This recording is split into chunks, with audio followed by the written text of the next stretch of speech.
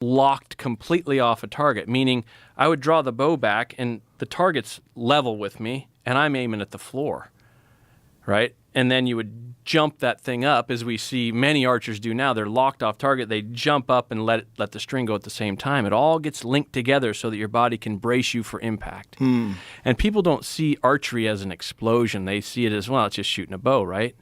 But shot anticipation or shot control is a lot easier with a firearm because the explosion happens in the apparatus.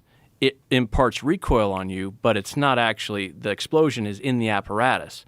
Whereas in archery, the explosion is in your body, right? It's that sudden release of energy that happens. So shot anticipation with archery is 100-fold what it is with a firearm. What's also the amount of movement changes so much where the arrow goes, because it's not going as fast and it's subject to all your little tweaks. All the little nuances of it. So all those motor programs that get linked to that punching of the trigger, that's what deviates our point of impact. So there I was at 8 years old, just loving archery, watching that arrow fly, but not good at it, right? And then I started bow hunting at 14 years old and not doing well. I mean, I was locked off target on these critters and missing and missing and missing. It took me 13 years to kill a bull elk with my bow because I couldn't handle it. I just would lose my shit completely. Like many, many, many people. Oh, it was horrible. So that was my background. So I've got this sounding board of bow hunting where I'm failing. I've got rifle hunting where I'm failing. And then I decided to become a cop, right? Well, before I was a cop, I was a wildlife specialist for USDA Wildlife Services, where I got to shoot stuff every day, right? Animal damage control, all that stuff. And I got to shoot stuff every day with an air rifle. So I was good, right? And shotgun shooting, good at that, right? But when it came to precision rifle stuff, again, I was worthless. I was not your guy to be on a coyote contract when you're having to shoot coyotes in the middle of a city with a suppressed 243, right? It just wouldn't work out for me because as soon as I would get on that thing, my only thought process was, it's going to get away. It's going to get away. So that would cause that anxiety, that rush, and you would rush the shot. So there I was. Then I decided to become a cop. My older brother was a cop. My mom was in law enforcement, so I decided to be a cop. And at the range, I knew that, when I turned 21, first thing I did was bought my concealed weapons permit in Washington, bought a pistol. And for some reason, that pistol always shot low and left. I'm like, what is the deal with these sights, right? It's always shooting low and left. So I get in the academy, and I bought a different pistol. I bought a 1911 that's got a much shorter trigger stroke on it. And I basically fixed a mental problem with mechanical means at that point, because I got through the academy starting to realize what I needed to do to control a shot. But with that pistol, it was easy. And my buddy was so bad in the academy with his Glock that he had to then, he bought my pistol from me, because that's the only thing that got him through the academy was buying my pistol from me. I bought another one. So we both fixed our mental problem with mechanical means. And I ended up taking first in firearms in my academy class, not knowing how I did it. But that's where I started to feel this love for instruction, because I got to help some people with it. And so things progressed. 2 years in law enforcement, then I got firearms instructor, and because I had this interest in firearms and kind of figuring things out. And then I got on the SWAT team, same time, 2003. So that's, I spent 18 plus years on the SWAT team and ended up being the sniper team leader and then eventually the team leader for the team. But it was becoming the lead firearms instructor for Washington State that got me the experimentation that I needed, because I was starting to figure out, how do I get somebody through a shot? How do I get a police officer to concentrate on a trigger press when it's the only thing that's going to save them or somebody else? And it came to me one day. It was just totally by accident, because I'd heard all the normal stuff in firearms instruction. Front sight, front sight, front sight. You stare at your front sight hard enough and things are just going to work out for you. Well, that just doesn't happen, because in most gunfights, most people will tell you they never even see their sights. So I had this recruit that we had one in every class. We call him Nervous Nelly. Right? I mean, this guy was just super anxious, and you can tell the different personalities that people have. Just when you put a gun in their hand, they're nervous, and this cat, all of his movements were super fast, and he was just a jittery dude, right? Nervous Nelly. And he's shooting 20 yards, and he's bouncing bullets off the floor at 15. So his rounds are hitting the 15-yard line.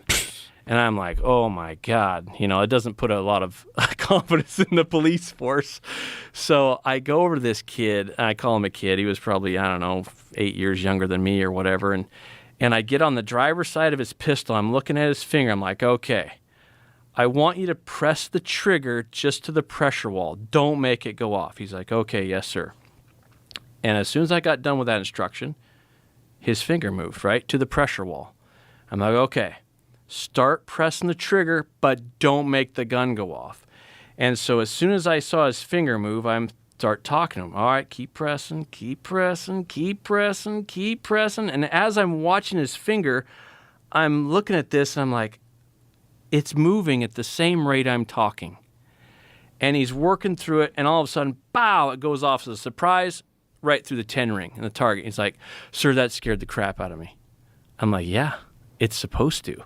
So then the next time he shoots again, and I changed my cadence of speech, which changed his cadence of movement, and that's when the light bulb went off for me. I'm like, okay, we got to figure this out. I had complete control of this kid's mind at this time, but I had to get him to do that.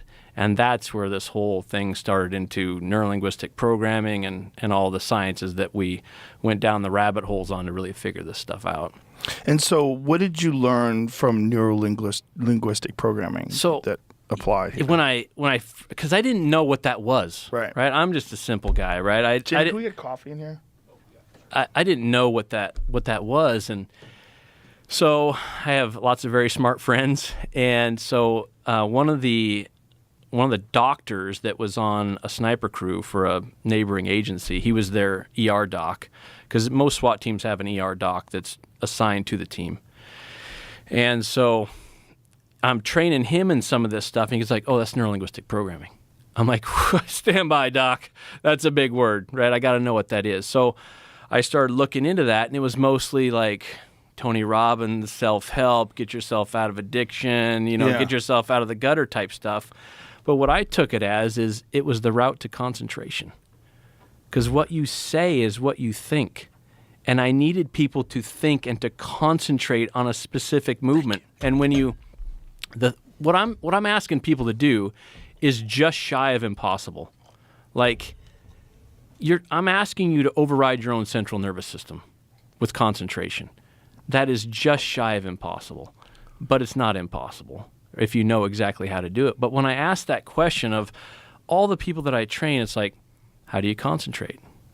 And nobody has the answer. They tell me, well, you have to focus. You have to block things out. You have to do this, do that. How? But they never tell me how to do it. I'm like, yes, that is concentration for you, but how do you do it? Especially, how do you do it when somebody's trying to kill you, right? How do you get that singular-minded? And that was the big question. So that's what I took from neurolinguistic programming. And so I wrote what is called the Mental Mechanics and Instructor's Guide, and it had kind of the sequence of drills and how to get somebody's mind into this. And there was a guy at the academy that we did not like each other. And for some reason, he was a kinesthesiologist, or almost. He was a big martial arts guy, knew movements, knew how to train movements. And he came to me one day when he became the head of the firearms program. And he came to me one day and said, what you're doing works, but it's not right. I'm like, okay, I need to know what's right then. So he goes, you got to take my class. I'm like, okay, sign me up, right? So in that class is where I learned about open and closed loop control systems. I learned about visual proprioception, how you actually aim, and how you don't have to put consciousness into an aim.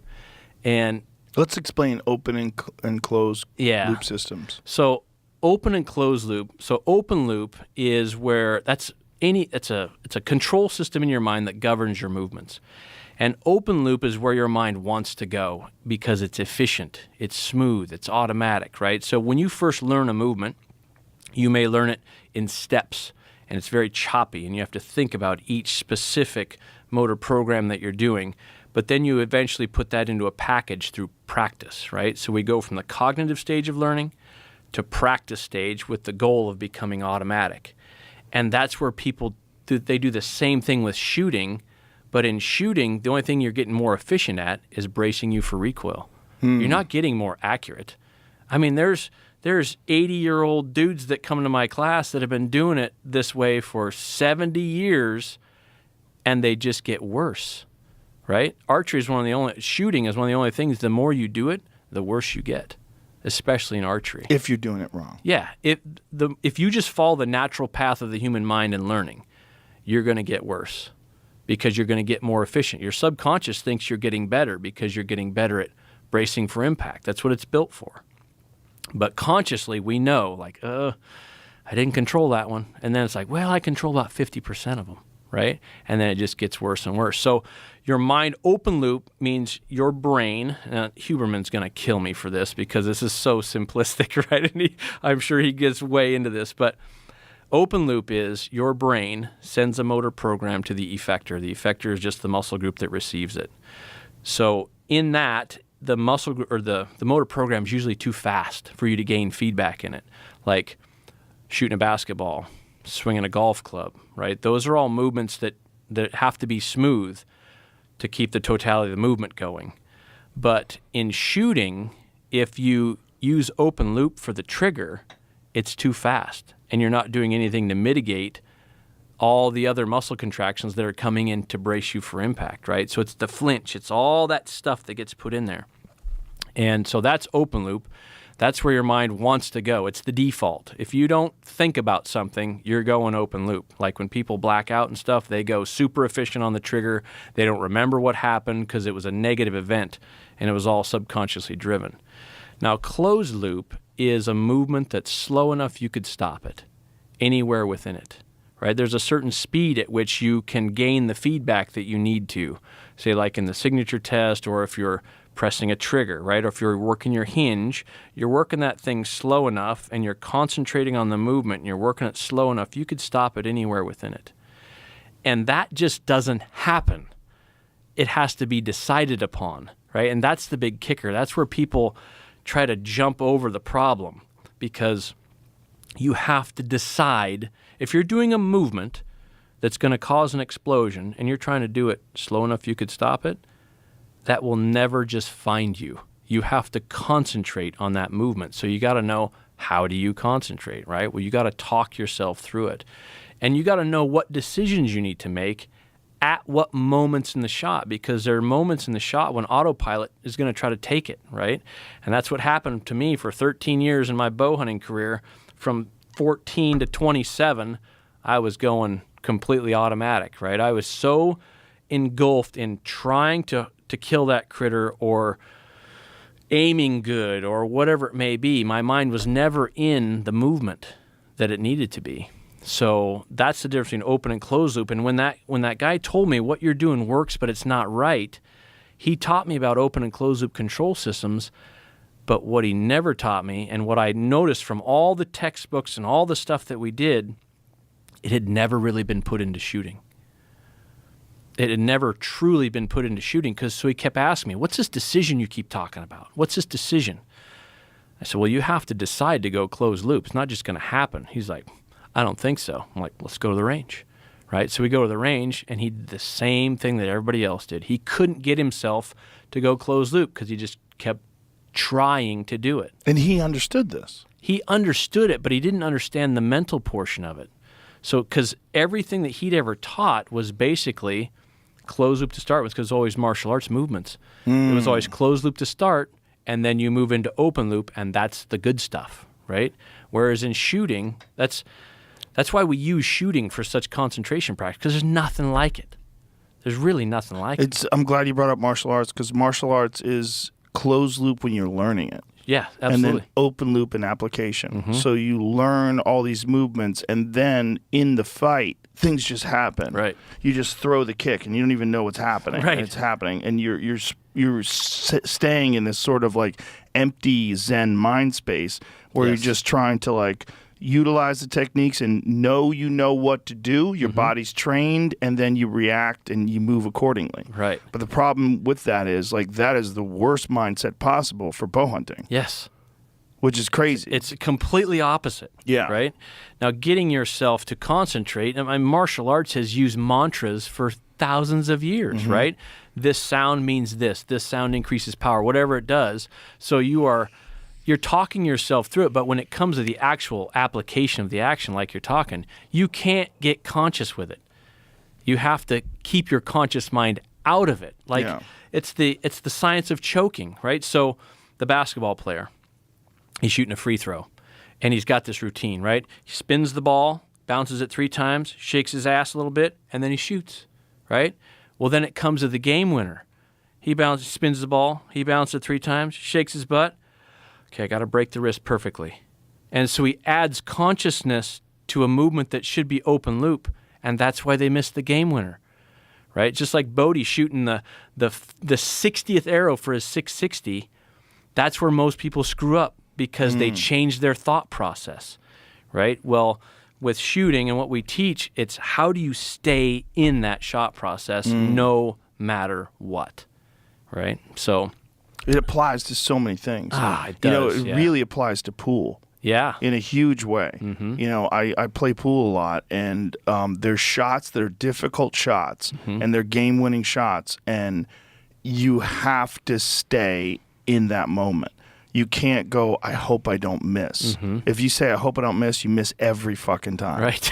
You have to stay in the movement, and you have to do exactly what you teach with archery. You have to say, here I go. Yeah. You have to do your warm-up strokes. You have to make sure the shaft is going in the direction that you want the cue ball to travel. Yeah. And then you have to go, here I go, and release. And you have to know that you're shooting a perfect shot. Yeah, you have to know. And you could still miss because it's fucking hard. Right. But at least you're missing the right way. Yeah. And the problem is, like with me, on this journey, 2008, I shot the first controlled shot I'd really ever shot on a game animal.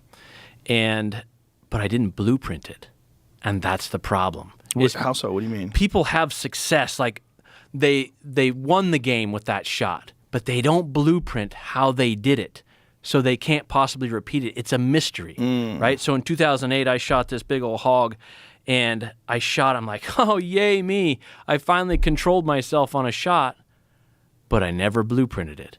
So 2009 comes along. I shot a couple bulls in 2009, one in New Mexico, one in Arizona, punched the crap out of the trigger on both those bulls. Got lucky. But I was successful, right? 2010 comes along. I shot my first controlled shot on an elk with my longbow, 41 yards with my longbow. It was the most gorgeous arrow flight. I mean, it was perfect, but I never blueprinted it. It was just another yay me moment, right? So 2011, 12, 13, and 14 come along, and I killed a bunch of critters in that time frame, but I wasn't controlling my shot still. But I was at least present enough to be aiming and all those things, but I still wasn't getting through my shot, essentially punching the trigger. So December 14th, 2014 was I shot a big blacktail buck, and I didn't control my shot. I shot him at 8 yards, shot him right in the heart, and it was raining, and it was right before dark, and I'm like, I was happy that I shot the buck good, but I was pissed because I didn't control my shot again, and realized that by this time, I'd been a SWAT sniper since 2003, right? Scared to death on how it was going to go, because all that time between 2003 and 2014, thank God I didn't get in any tactical situations where I had to actually press a trigger, because it would have been just like a coyote. I guarantee you it would have been just like a coyote. And that's where a lot of cops are these days. They don't know what's coming, and they don't know how to control themselves at this moment of truth. So I've got this sounding board of bow hunting where I'm still, some are good, some are not good. It's still a mystery to me because I never blueprinted it, right? So December 14th, 2014, I shot that buck, and I was pissed, and I sat in my tree stand, and now it's dark, and it's raining. I'm like, I got to figure this out. Right? Because it's just a ticking time bomb in the tactical world for me to be in a tactical situation. So I sat there in that tree stand. I'm like, what was it about that shot in 2008? And what was it about that shot in 2010 when I actually controlled myself? And I was so conscious in those two shots that I'm like, it was the decisions. It was the decisions that I made. Because I remember on the hog in 2008, I drew back and I had the same anxiety and all the craziness going on. And it was the same feeling of weakness that I wasn't going to perform well, but I was at full draw. Now I'm locked off target, which hadn't happened in a long time. But I was so conscious in that shot, for some reason, I don't know if I was pissed off or what it was, but I went, I ain't doing this again. And I let that shot down. And the next time I drew my bow back, I'm like, I'm shooting this shot perfectly or I'm not shooting it at all. And that was the first time that it ever meant more to me to stay in the shot process than to actually kill the critter. And that was a huge thing for me. But I never blueprinted. And then I remember on that hog, so the second time I drew my bow back, before I drew my bow back, I said, I'm shooting this shot perfectly or I'm not shooting it at all. And I started to draw my bow back. And as I drew my bow back, I felt it slipping again, right? And I said, nah, I'm going to do this right. That was another decision that I made, which upped my presence. Didn't know that at the time, but that upped my presence. So I got the full draw. Now I'm aimed exactly where I need to aim. All I got to do is let the arrow go. It's aimed perfectly. All I got to do is let the arrow go. But because I'd upped my presence so much, I remembered, oh yeah, stupid, you got to pull through the clicker, right? Had a little clicker device on my longbow, which when you expand through that, it clicks, mechanoreceptive trigger, all that stuff. So I'm at full draw. Here I go. That was the first time I'd ever said, here I go, in a shot. I said, here I go. And that reminded me, oh yeah, I'm supposed to talk myself through this, right? This is 2008, so I was starting to figure some stuff out in the firearms world. Keep pulling, keep pulling, keep pulling, keep pulling, click, boom, I shot that shot. It was perfect. But again, like I said, never blueprinted it. 2010 comes along, same thing. I'm behind this screen of pines. There was a hole. This bull comes down, water hole, turns broadside, looks the other way. My buddy gives me numbers. He says 41. I'm like, at 41, I know I got to put my point 18 inches over that bull's back. And so I remember I'm on my knees. I'm like, I'm shooting this shot perfectly or I ain't going to shoot it at all. Up my presence, made that decision, what we call the original decision. Started drawing my bow back, felt it slipping again, right? And you know that feeling where it starts to go. You're like, anxiety. Nah. I'm like, nah, I'm going to do this right. I got the full draw. I put that point 18 inches over his back. Here I go. Keep pulling, keep pulling, keep pulling, click, boom. I shot that arrow. I can see it to this day. It was just gorgeous. I mean, I X-ringed him at 41 yards with my longbow. It was so cool. But again, I didn't blueprint it. So sitting in that tree stand in December of 2014, that's when I said, I got to figure this out. And that's what I figured out was the decisions. I mapped the decisions it took to keep myself present so that I could concentrate. And that day I said, I'm never doing it again. I'm never shooting another uncontrolled shot on a critter or whatever it was. You know, I'm still a cop at that point. And I'm like, I'm going to do it right, no matter what. No matter what. And so what was the process of figuring out a repeatable blueprint? Okay. The blueprint was, so I started thinking about this so that I could actually blueprint these things. And I'm like, okay, what is it? The blueprint is this. It's 4 questions. So when you shoot that perfect shot, question number 1, what was I thinking about after here I go? Because all the stuff up to here I go is pretty much the setup of the shot. You've got your aim, you've got tensions, maybe you roll to the click in your hinge. What am I thinking about after here I go? And what you need to be thinking about is nothing other than that shot activation movement. What is the movement that's going to cause this explosion? Where do I need to put my concentration? It's got to be in nothing other than the movement. But you'll find in archery and shooting, most shooting sports, people leave their thought process in the aim, where it does you no good, right? So question number 1, what was I thinking about after here I go? Question number 2, what was I saying after here I go? What words or sounds did you use to guide your concentration? So you now know what you need to be thinking. You know exactly what you need to be saying or what sound you're using, if it's a hum or an audible exhale or whatever it may be. Question number 3, could I have stopped it? Were you so keenly concentrated on your shot activation movement that you could have stopped it anywhere within it? And if you can say yes to that, that's a big ask, right? But if you can say yes, I could have stopped it, that means that you were truly in a closed-loop control system. And the only way to get into that is by having enough determination to make a decision so that you're present, so that you can concentrate. So those are the fundamentals of precision shooting. right? So what am I thinking after here I go? What am I saying after here I go? Could I have stopped it? And finally, what decisions did I make to get myself in the process for this one shot? Because it all only lasts for one shot. And then your mind completely resets it. It's like, I didn't like that. You surprised me with an explosion. Got me this time. Not happening again. So you have to go through the same process over and over and over. And the decisions get easier to make, but they still have to be made.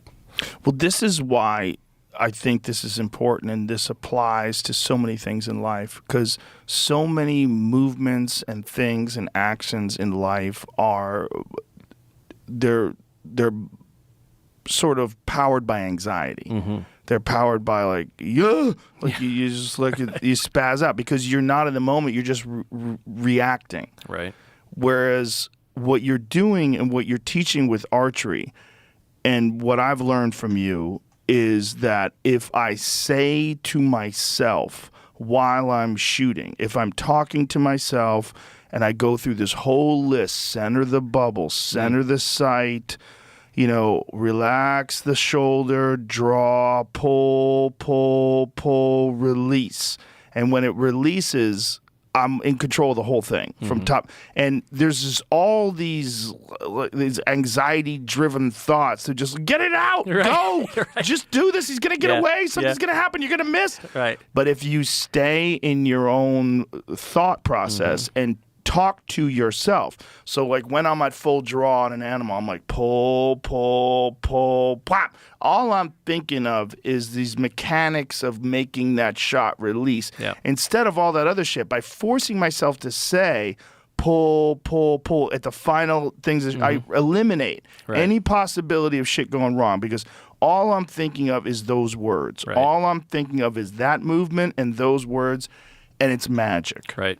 And so many people in the world of bow hunting don't know this. More people know this now because of you. Yeah. But I remember when I first found your stuff online, I was like, okay, this makes sense. Because I knew it was a mind fuck. Sure. And I was shocked at how mind fucky it is.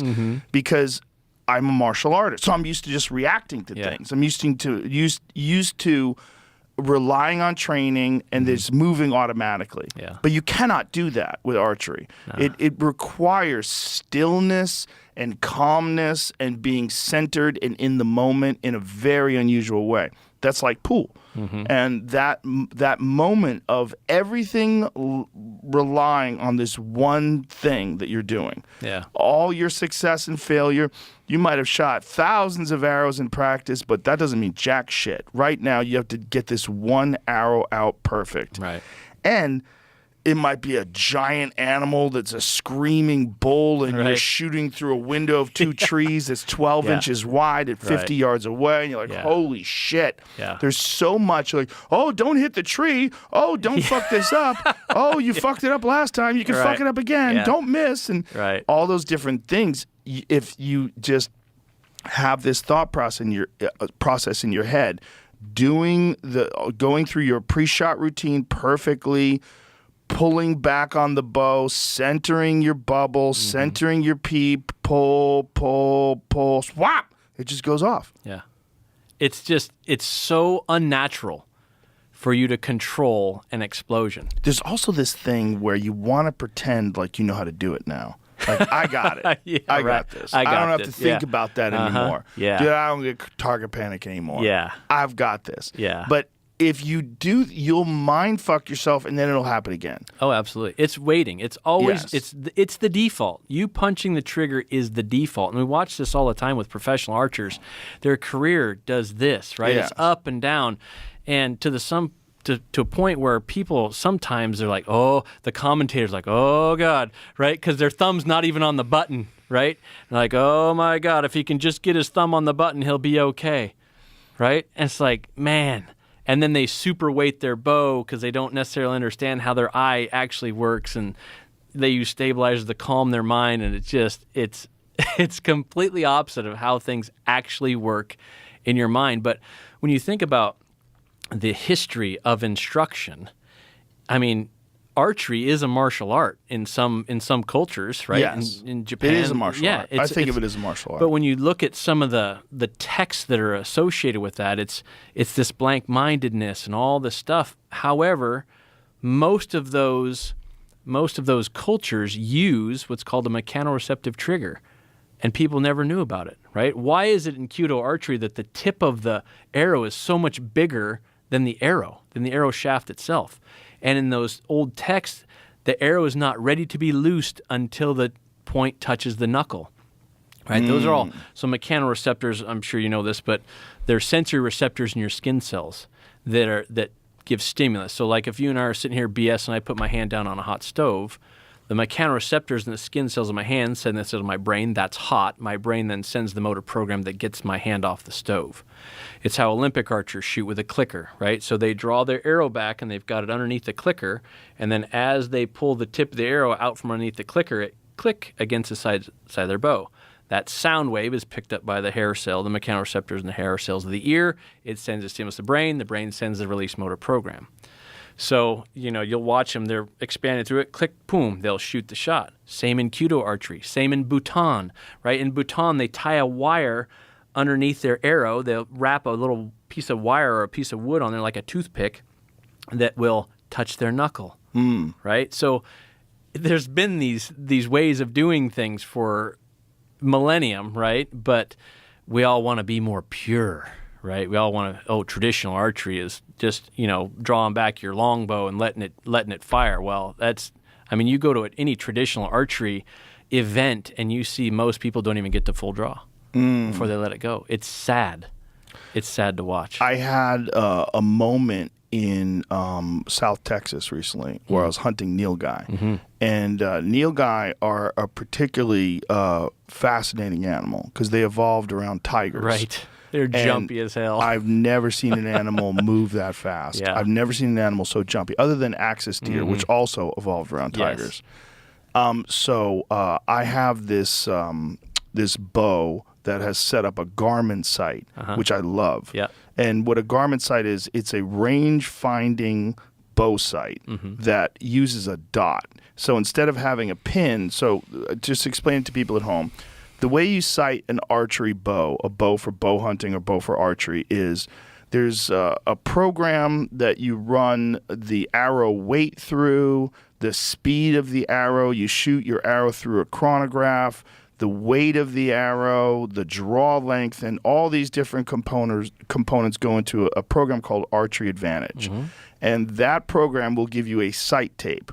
You put that sight tape on your bow, and it's calculated to the weight of the arrow, the speed of the arrow, and it shows how much drop the arrow is going to have over 20 yards, 40 yards, 50 yards. And it'll show you exactly where that pin has to be. So you would have to range with a laser rangefinder. You get your number, it's 56 yards away, and then you dial it perfectly to 56 yards, and that will calculate exactly where that arrow is going to be when it gets to 56 yards. What I love about this Garmin sight is at full draw, you just press a button, and it ranges, and then it gives you a pin. Well, I'm at full draw on this nilgai, and I've had a couple of problems with this bow sight where it didn't range.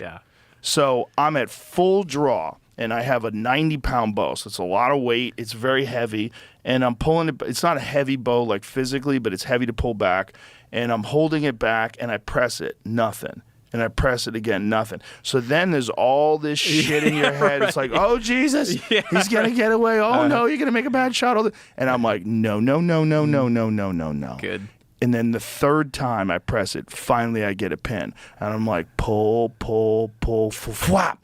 And this arrow flies perfect. It hits this animal quartering away, broadside, punches straight through the animal, and the arrow goes 30 yards away. But the nilgai runs like nothing's wrong with it. In a full sprint, when the arrow hits it, I'm like, oh, no. I'm like, how am I even going to find this thing? 130 yards it went until it died, but we didn't know where it went because, it's heavy brush in South Texas. And I'm talking to the guide, and he's like, when we shoot them with rifles, we have the guide, we have the client who has a round in his rifle, And then the guide also has a round. So the client shoots the Neil guy, and then the guide will do a follow-up shot because that's how tough they are. I'm like, maybe you should have fucking told me that before, because I was not even with him. I had snuck away. I'm like, just stay back because I'm going to try to move around these bushes and get within, bow range. Mm-hmm. And so I'm thinking, boy, I'm pretty sure I made a great shot.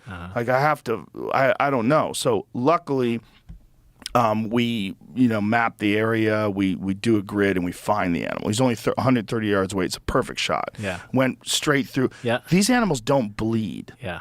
They're the weirdest animal. They're amazing. When you shoot an elk at 30, I think this was like a 52-yard shot. If you shoot an elk at 52 yards, when you go to the spot where it hit, you're going to find drops of blood, and you're going to be able to do a blood trail, and you'll be able to find your animal. And they don't run like Neil Guy run. Right. This thing runs at a cheetah clip. I mean, full blast, full sprint, and just till it died. Yeah.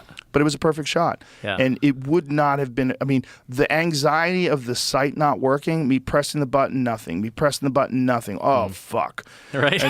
And I'm at full draw here, and I'm like trying to stay calm and stable, and then finally press the button and get the thing. But if it wasn't for being conscious in the shot, pull, swoom, and I hear that what? That sound that you hear when it hits the vitals, when it goes through the ribs, through the body, and it went out the front shoulder. It was a perfect shot. Yeah. But it was because of your program. It was because of your teaching.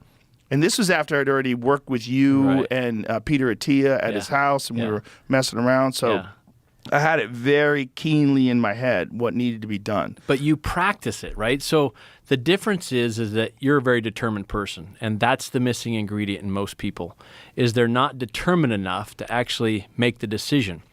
And so they go shoot their bow. And they shoot their bow, and they're punching the trigger maybe just a little bit, right, in practice. So they're literally practicing their own failure in a high-stress event, right? So they're punching a little bit, and their mind's just making them a little bit more efficient, and they're practicing this efficiency. They're practicing their open loop trigger work. And then it comes to a high-stress event, and then they go ultra efficient, and none of that stuff that you're talking about is in their head. They're only thinking, holy shit, I don't have a pin. We'll just make things happen, and your autopilot will take it away from you like that. But you, because you practice making decisions, you practice finding determination. These are strange things to practice, but we're just using archery or shooting firearms or whatever it is. We're using those as the medium for practice of these very mental things. You use your bow to practice your concentration, right? You saying pull, pull, pull doesn't just happen. It has to be decided upon. And that's what long ago that guy at the academy could not figure that out, and his ego was too high to actually go, oh, maybe what you're saying actually has some merit. Because what am I? I'm just a dumb cop, right? So it's very interesting, but I see people all the time go to the range and they practice their own failure. Even professional archers do the same thing, and then they meet Bodie in the shoot-off, and Bodie's going to shoot his process no matter what, right? So it's really cool to see that and to know, like, if you put Bodie on a critter, it is done for, because Bodie he's stone cold, man. It's the fact that you've trained him since he was a young boy at this, and this has been the way he's learned archery. Yeah. Like with his age, at your understanding of it, it all came about really at the perfect time. It was the perfect storm. And Bodie started shooting a bow at 10.5 months old. I mean, at 2 weeks old, I had him in a front pack and, shooting. He's seen thousands of arrows go down range. I had a bow in his crib, and at 10.5 months, he finally picks that thing up upside down, right? He would prop himself up against the couch, draw back, fall over, and then, shoot his little string off. But then at 2.5, he's shooting balloons, flying balloons with his bow in the kitchen, suction cup arrows. At 3 years old, I buy him his first compound. And index finger trigger at 3 years old, and he's punching the crap out of that thing. At 3 years old. That's all his mind knows, is to brace for impact, right? So at 3, I bought him a tension activated release. And what that did, just like me in the academy, I fixed a mental problem with mechanical means. So at that age, what does a 3-year-old have for determination, decision-making skills? Nothing, right? So even up into early teens, these kids today don't have enough determination to override their own central nervous system. So you put them in a tension-activated release that makes decisions for them. Push the safety in, draw the bow back, and aim it. Safety still on. That's the calming effect. Safety still on, weapon's not even hot yet. They get their aim done, and then they separate from that by letting go of the trigger or letting go of the safety. And then if they don't pull, their bow's not going off. So it makes the decision for them. So from about 3 years old to about 9 years old, that's what Bodhi shot, was a tension-activated release. Until I saw it in him that that's all he knew and that he could run anything, right? And he's heard me do the speech and so many times that I didn't sit Bodhi down and go, okay, boy, this is how we're doing it. He just heard it so many times and me teaching other people and me, showing him like, we don't do that. To the point where he would go to the range, little tiny kid, right? And he'd look up at somebody. Oh, you punched that one. Like, boy, that guy's way bigger than your old man. So let's just on that, right? So, but it was so funny. But now it's just, what's happening in Bodhi's mind, and you can see it in his eyes, and you see that squint. The concentration is there. And the only advice that I ever give him is keep it moving. Because I know that if he keeps his release moving, I know that his conscious mind is in his release, and it's not in the aim. People, they are so infatuated with the aim. It's crazy. They all try to control something that they have no control over. Once you put the pin on there, it's done. Just watch it to keep it, right? Watch the picture. And people are like, do I concentrate on the pin or do I concentrate on the the target? I'm like, you don't concentrate on either one of those. You just watch the picture. Make it so they're both fairly in focus. They're on different focal planes, so they're not both going to be in focus, but they are so infatuated with it. That's why they weight their bow up so much. They can't step away from it. And certain personalities have a difficult time stepping away from the aim. They want to control that. You can't control it. No matter which way it moves, its next movement's always back to the middle. So let it do its thing and don't slow it down too much. So you know where you want to hit. Yeah. And just concentrate on that spot. Just watch it. Don't concentrate on it. If you put mental concentration into it, like if you're thinking about like, oh, God, I gotta get it right now, it's never going to happen because you're going to go open loop on the trigger. If your thought process is in your aim, you will go open loop on the trigger. You will punch the trigger every single time. The weird thing about it is it's so counterintuitive to not worry about your pin moving around. Right. Because your pin is going to move. Mm-hmm. It's impossible to be perfectly still. Exactly. When you're holding a bow and you're drawing back, it's like there's going to be a minimal amount of movement no matter what. But your subconscious mind will always bring that pin back to where you want it to go. And you just have to trust in that process. And that is a mind fuck for people. Right. Because you're like, no, I got to, when a pin gets there, that's when I'm going to release it. Right. But you can't do that. It's not actually there anymore, though. By the time you process that, and that's why people super weight their bows. Like you'll see a lot of pros have like 50 ounces of weight on their bow. And that's strictly for their human psyche. That is to calm themselves down because they see that slow pin movement. But what we're trying to get is a surprise break, right? You're trying to get it, concentrate on this movement so you don't know when your bow is going off, so your mind can't put the pre-ignition movements in there. But then you couple that with this super slow pin movement. Well, now it's in the 9 ring, and if you keep going, you have the surprise break. If it breaks in the 9 and it is a 9, like on a Vegas face target, if it breaks in the 9 and it is a 9, it lands in the 9, then your bow is obviously too heavy. You've slowed the rate of return down too much. It's just like, you have to be able to break a shot in the 9 and it still hits a 10, if not an X. And that's how we tune Bodhi's bows. Because everybody's like, oh, Bodhi's so steady. He's not that steady, right? People think that because they don't see his stabilizers moving very much, but he keeps them light so that his pin can break anywhere in the gold and it'll hit an X. That's how we do that, right? We're not trying to catch it because that's open loop trigger work. But some guys do catch it. They do, and This is what's weird, right? There's some guys like Tim Gillingham and Kyle Douglas who are like elite world-class archers who hold their bow steady. They put the pin right there, and then they pop, they hit it. So when you very contentious issue. Yeah, so when you talk to those people, they're of a very specific personality. They're calm dudes, right? I talk to them all the time. They're calm dudes. They're good dudes. They're just calm. They have a specific personality. So they superweight their bow, and they're able to process that, and they get it there. But it bites them in the butt every now and again, right? So, and you can't stop that because you don't know what pre-ignition movement's coming. And you see that in the shoot-offs where, they shoot amazing to get to the shoot-off, but then there's one in there that they didn't catch, right? That they went open loop on. Well, they go open loop on all of them, but there's one that they got a little too efficient with it, right? And this is nothing against those guys. They're amazing shooters. That is the other way of archery, right? Superweight your bow and catch it when it's in the middle. But you have to have a super light trigger to do that so that your pre-ignition movement is minimal, right? So you don't have to have much of a movement. I mean, it's so light when you actually work on their triggers. That's the other way of doing it. That's not what we do, right? I want fast pin movement, and I want closed loop movement on the release.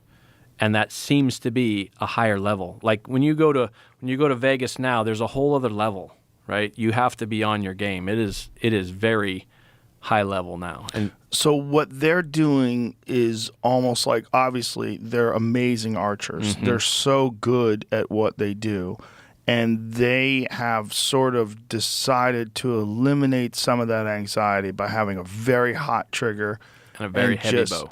Getting it so they know they can get that pin right there and just touching it when it's there, which works a lot, but not always. Not always. Not always, yeah. Which is a mind fuck. Yeah. Like, how can you be one of the best in the world and be doing something wrong? Well, it's not wrong. It's just a different way of doing it, right? It's not wrong by any stretch of the imagination. I don't know that it has the potential of closed loop release movement.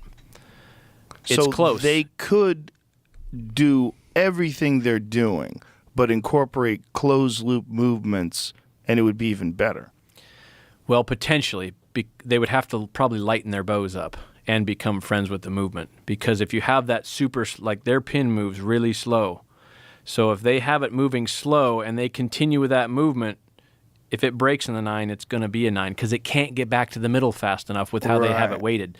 They have to have the pin movement so slow that it comes into the middle and there's enough time for them to recognize, okay, it's in the middle, send the signal to the release, right? And this all happening in thousandths of a second, but it's only there for a microsecond, right, until it floats out. And the problem with that system is if you go open loop on the trigger, you don't know what pre-ignition movement's coming.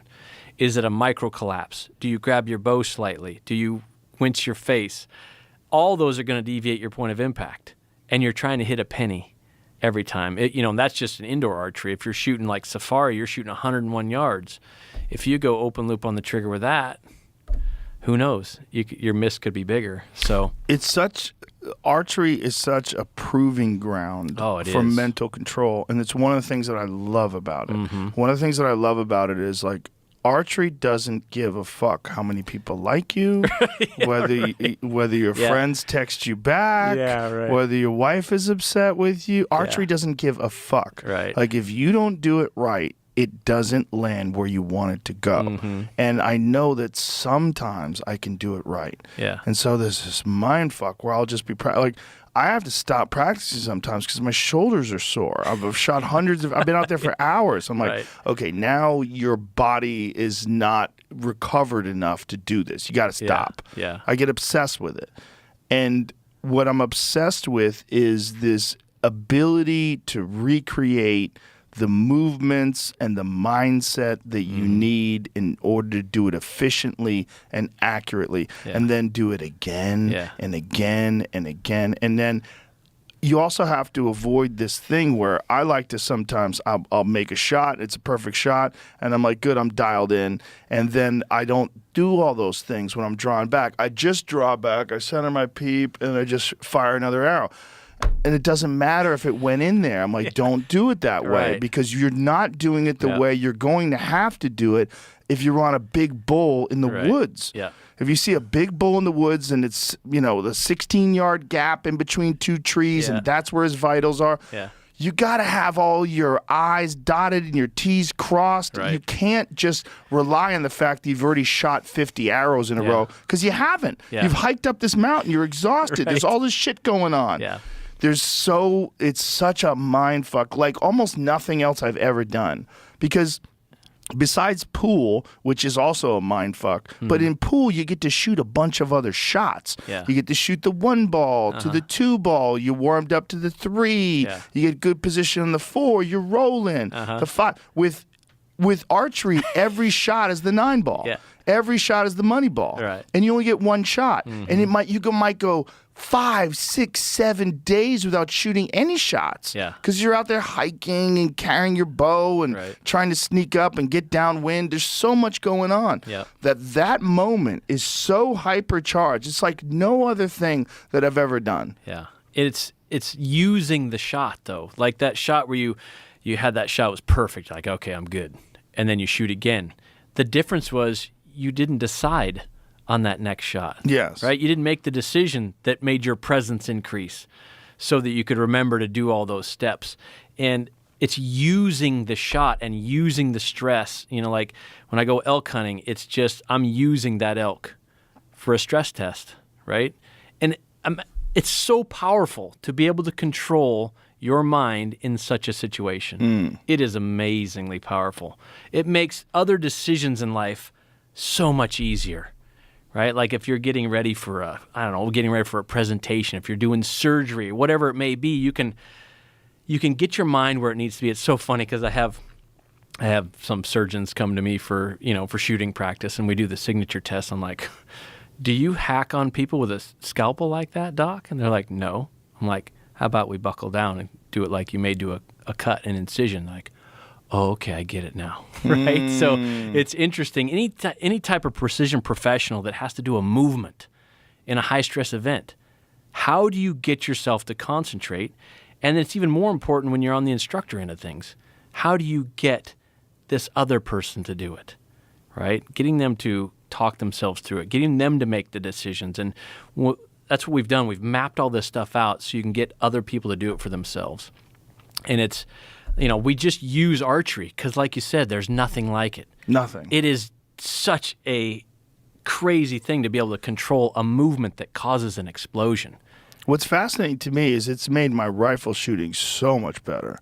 Yeah, I'm so confident with a rifle. Yeah. When I zoom in on something with a rifle, when I'm looking down that scope and I've got that crosshairs on it, I know all I have to do is just pull, and especially if I have a rest. Oh, sure. Like if I'm prone and I'm like laying the rifle over my backpack, and you have all these points of contact. It's so much easier. Yeah. It's so different, and that the difficulty of archery, it enhances and educates all these different aspects of your life when it comes to dealing with stressful, high-pressure situations. Right. It makes you stay in the moment, because you have to stay in the moment in stand-up comedy, too. When you're doing stand-up comedy, you can't think like, oh, I hope they laugh at this next one. Oh, I hope I don't fuck this joke up. Oh, I might be losing the crowd. You can't think any of that. You have to be, if I'm talking about coffee or something like that, whatever I'm talking about on stage, I have to be thinking about that coffee. If I'm not, that audience knows it. They smell it. They're animals. They're like, this motherfucker's not even thinking about what he's talking about. They know. It's a weird thing. Yeah. And it's the same kind of thing. Like, you have to be in that mindset. And I've had shows before where maybe I was too relaxed or too confident or too whatever, and then you'll stumble a little bit. Yeah. And then you got to reestablish where you're at, and you got to stay in. And like, uh-oh, we're losing control here. You might have fucked that joke up. Right. Get back in the mindset. Yeah. Think about what you're talking about. Bring these people back to you. Get in there. And it's kind of, it applies to so many high pressure situations, is that the mind gets away from you. Yeah. You see it in traffic accidents where people panic and they hit the gas instead of the brakes. Oh, yeah. Or they just they don't know what to do. Yeah. They freak out because they can't stay calm in the movement, in the moment, and just concentrate on what they're supposed to be doing rather than the desired result they want to achieve. Yeah. And that's why I think archery is one of the ultimate proving grounds. Yeah. for mental control. Like I said, they may have done it before. Like, yeah. They may have done it before, but they never blueprinted how they did it. Right. And that is so huge. How do you get yourself in that zone before your deal on stage or whatever? You know how you do it now because you've done it hundreds, if not thousands of times. But when it comes down to like life or death stuff, that's where, you're a very determined person, just in the way that you live your life. It's Cam, very determined person, right? So that's how you get to where you get to. It's the first ingredient in this whole control factor is having enough determination to do that. And like you have a why. You have a why as to why you're doing this. My why was I was scared to death, man, in the sniper world. I was like, man, I hope it doesn't go bad. And I'm like, that can't be the mindset. Right, Holy can't be mackerel. the mindset. But it is the mindset of most cops because they don't have a why. If a cop's never been in a gunfight or a shooting, their why is artificial, right? And it's scary the first time that you do that. Having that why and seeing, like, I was in an HR where I, had to use lethal force on a person that was, I had to put a round this far from another human being's face, right? And that's my why. So when I do training on the team, it's like, you guys don't understand when you're looking through your optic at a reticle and there's somebody's face on the edge of their face is fully in your scope and the reticle's right on the edge, right? And you have to put the round past their head. That's your why, right? So that's your why for all this tactical training that you do. But if you've never been there and done that, you have to learn how to manufacture determination, right? Can you imagine what failure would be in that situation? Well, tell the story, if you don't mind, the story you told me about the guy who was methed out. Yeah, so got a SWAT call out of a hostage rescue. There was an unarmed, barricaded subject with a hostage. And you never know. That's all the information you get on the call out, right? So we go there. I get there, and it was weird because on the brief, I walked up to the house, and the SWAT commander briefed me at the head of the garage there, and it was light-colored concrete. It's dark. We didn't have a bunch of lights on because the operation is active in that house right there, but the room was in kind of the back of the house. And I remember he's talking to me, telling me the situation, and I'm looking on the ground, and I'm like, what is all that stuff on the ground, right? And I'm looking at these dark patches on the ground. So I turn my flashlight on, and it's blood. There's blood all over the place on the walkway down from the garage. And I'm like, what is up with that? And he's like, well, this guy stabbed his cousin and then took his own daughter hostage, used her as a human shield with a knife to her. So that's how SWAT got called and all this stuff. So I get there, and I'm up on a ladder over a wood fence, and I'm only like 15 yards from the window, but we can't see anything in the window. And the negotiator's on the phone with this guy, and he's not really making a lot of sense. He wants to talk to his girlfriend, blah, blah, blah. He's got his daughter in there with him, and we can hear her through the wall, right? We can hear her. Sometimes she's screaming, sometimes she's crying, sometimes she's laughing. So we don't know what is going on in there, right? And this goes on the negotiators are on the phone with him for a while. And then finally the decision's made, like, we have to get in there because it's starting to go south in negotiations. And we lost comms with the guy. And so you're worried he's going to stab his daughter? Yeah. Well, he's already done that to his cousin, right? Stabbed him in the face and the legs and the arms, big K-bar knife. It was not a good situation. So, yeah, and he's already used her as a human shield, right? When the cops, what happened is there was a big fight went on. The cops got in, got everybody out.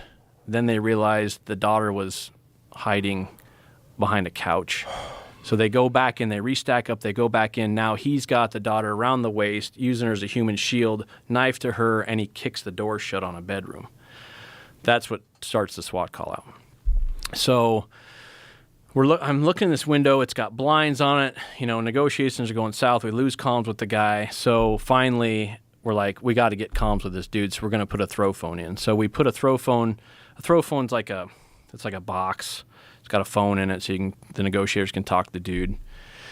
And so we put that in there. My buddy rips the blinds out. When we rip the blinds out, there's the dude again. I can't see him because I can only see like half the room, and he's in the right corner of the room, and I'm over this fence, and the window guys are yelling at him to drop the girl, drop the knife, they get him all the commands, and he's kind of working his way along the wall. He's got her around the waist, so he would hold her up above, so they can't get a shot. And so he's moving his way across the wall, and then he moves his way across this wall and ends up in this corner, sits down and pulls her up over the top of him.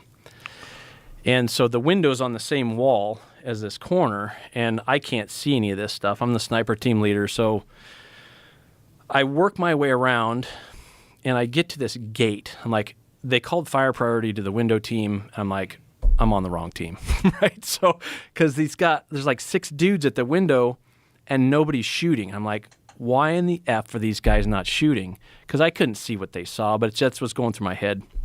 So I get off the ladder, I run to this gate, and it's weird, the stuff you remember. They had this, it was like one of those latch type of locks, and it had a bolt through it with the nut all the way buried, and this bolt was like, it felt like it was this long, right? So I'm having to unscrew this freaking bolt, right? I'm screwing, it's the finest threads I've ever felt, right? So I'm unscrewing this bolt. Finally, bing, I get that. I go through the gate, I come around, I come up to the window, and there was another officer that had basically his face planted against the window so that he could just barely see through this sliver because it was on the same wall.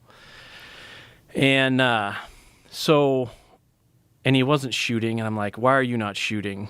And so we actually end up having to remove him off the ladder because I don't know what he was thinking. He wasn't hearing us. We were giving him commands to get off the ladder so I could get up there and evaluate the situation. And I'm shooting my sniper rifle's it was a gas-operated 308, and lowest power on the scope was 4.5. And I told the admin years ago, I'm like, I need lower power because it's going to be close probably when it does happen, and sure enough, it was. So I get up on this ladder and I put my face against the wall, and I can just see through the sliver. I can see him sitting, and I can see her on sitting in his lap basically, and he's got his arm around her. And so, and the team keeps giving him commands, and I'm looking at this shot, and I'm evaluating what's going on, and I'm thinking to myself, I'm going to have to shoot him left-handed.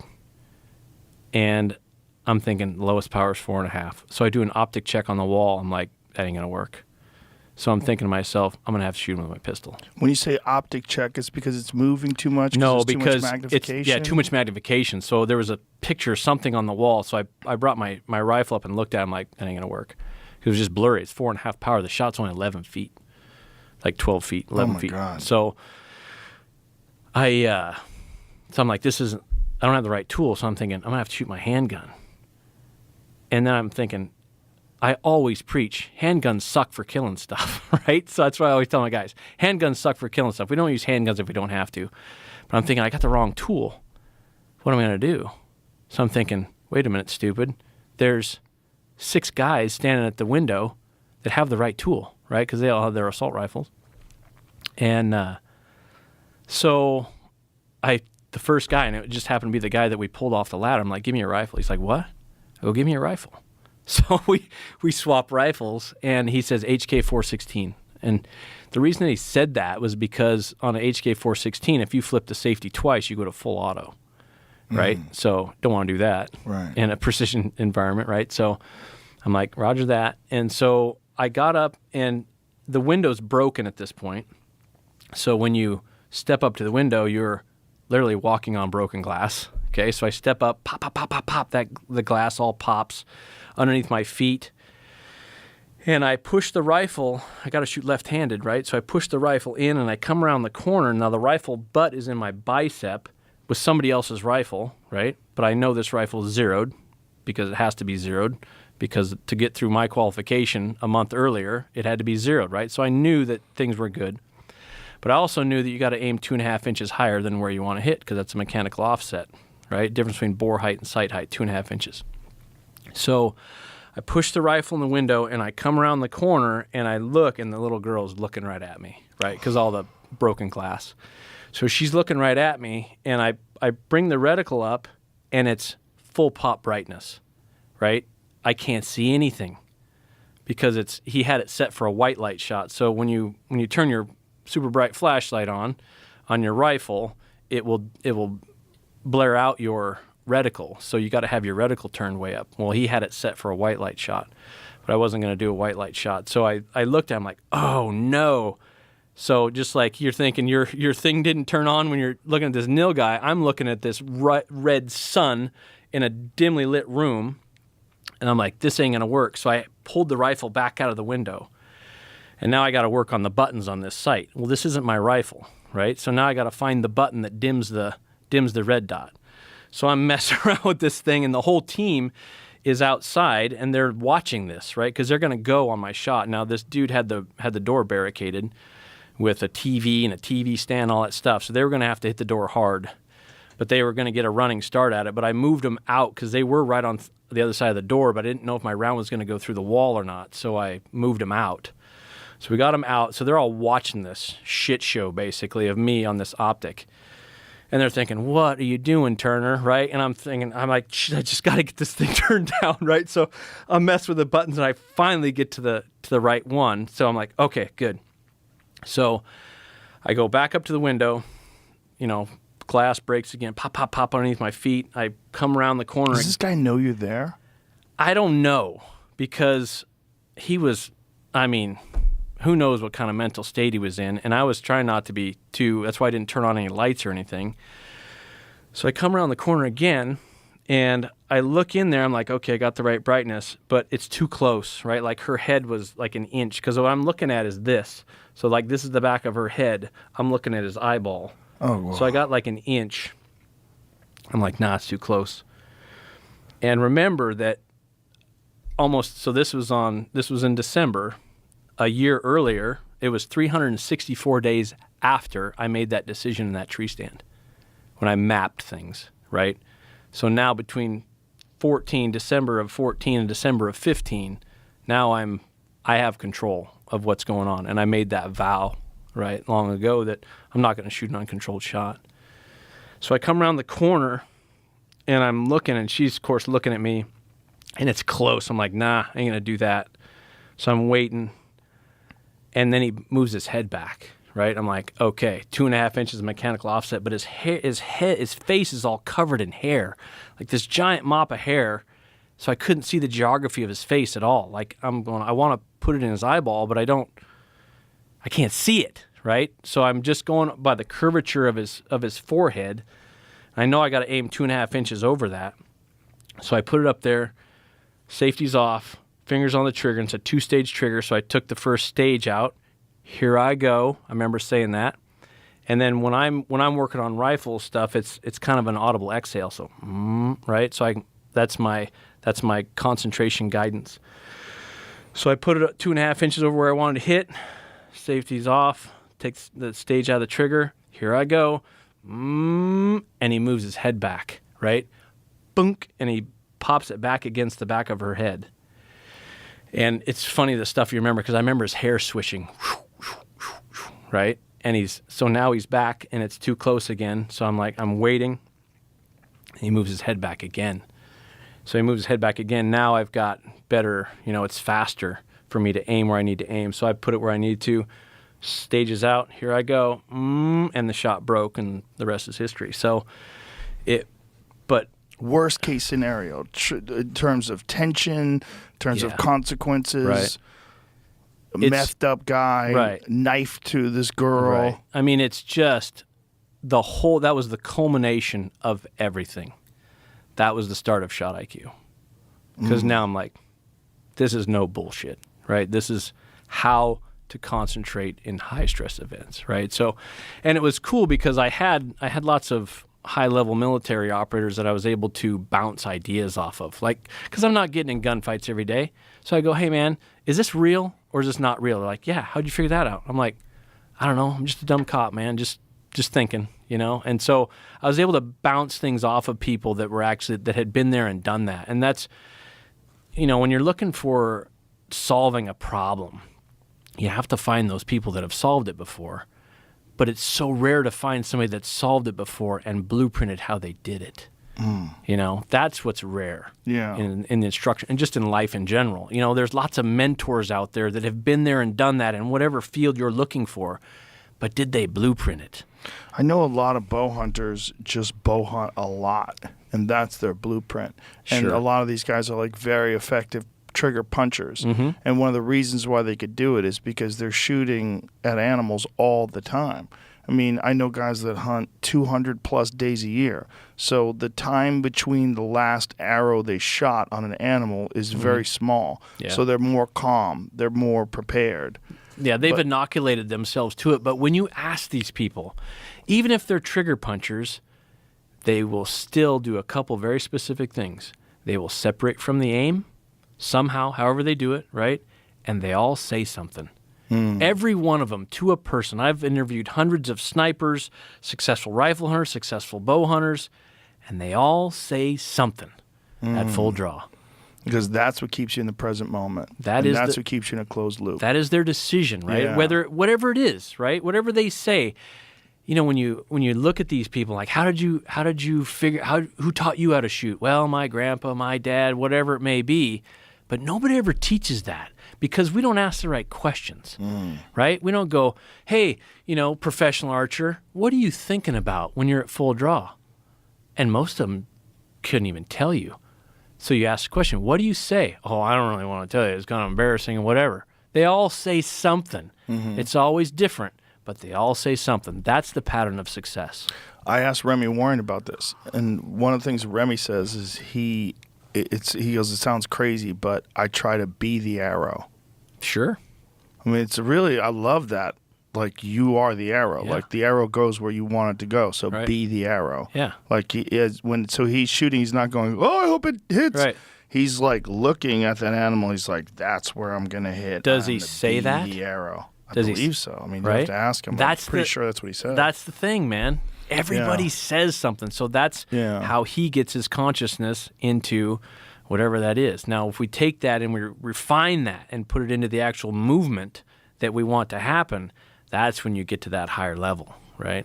It's so fascinating how the mind is geared to survival, geared to react quickly to high stress, panic situations, the adrenaline pumps, but you don't have an operator's manual Right. on how to navigate the various stages of anxiety and these states that only occur rarely under very high pressure situations. Yeah. And you don't have a lot of experience with them. Right. Like, you see that in street fights where people who don't have training, they have no idea what to do, and you see the walls just close in on them.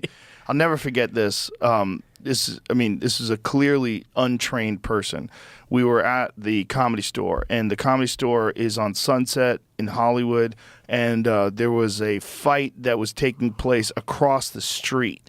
And there was all these cars that were passing by while I was watching these guys yell at each other and Yeah. push each other. And then I see this one guy whose eyes are squinting, and he's decided to he's decided to engage in this guy. And I don't know if he's I'm sure he's intoxicated, but they're talking shit and they're pushing, and then all of a sudden I see him literally like closed eyes, like squinting, head up in the air, and he's swinging like with open hands, and then a bus goes in between him and the guys fighting, and then when the bus passes, he's out cold. Oh, geez. He's out cold, and the other guy walks off, and I'm like, wow, like watching that guy panic, Yeah. and watching that guy in a situation where he'd probably never been before, didn't know what to do, had talked himself into this terrible situation Right. where he's an untrained fighter, an untrained guy who's fighting with another person, and this guy's also untrained. They both sucked. Yeah. But this one guy kept it together slightly more and cracked this dude with a haymaker, I guess. Yeah. I mean, I don't know, but he was just out cold on the street. Geez. And I remember thinking, wow, anxiety is crazy.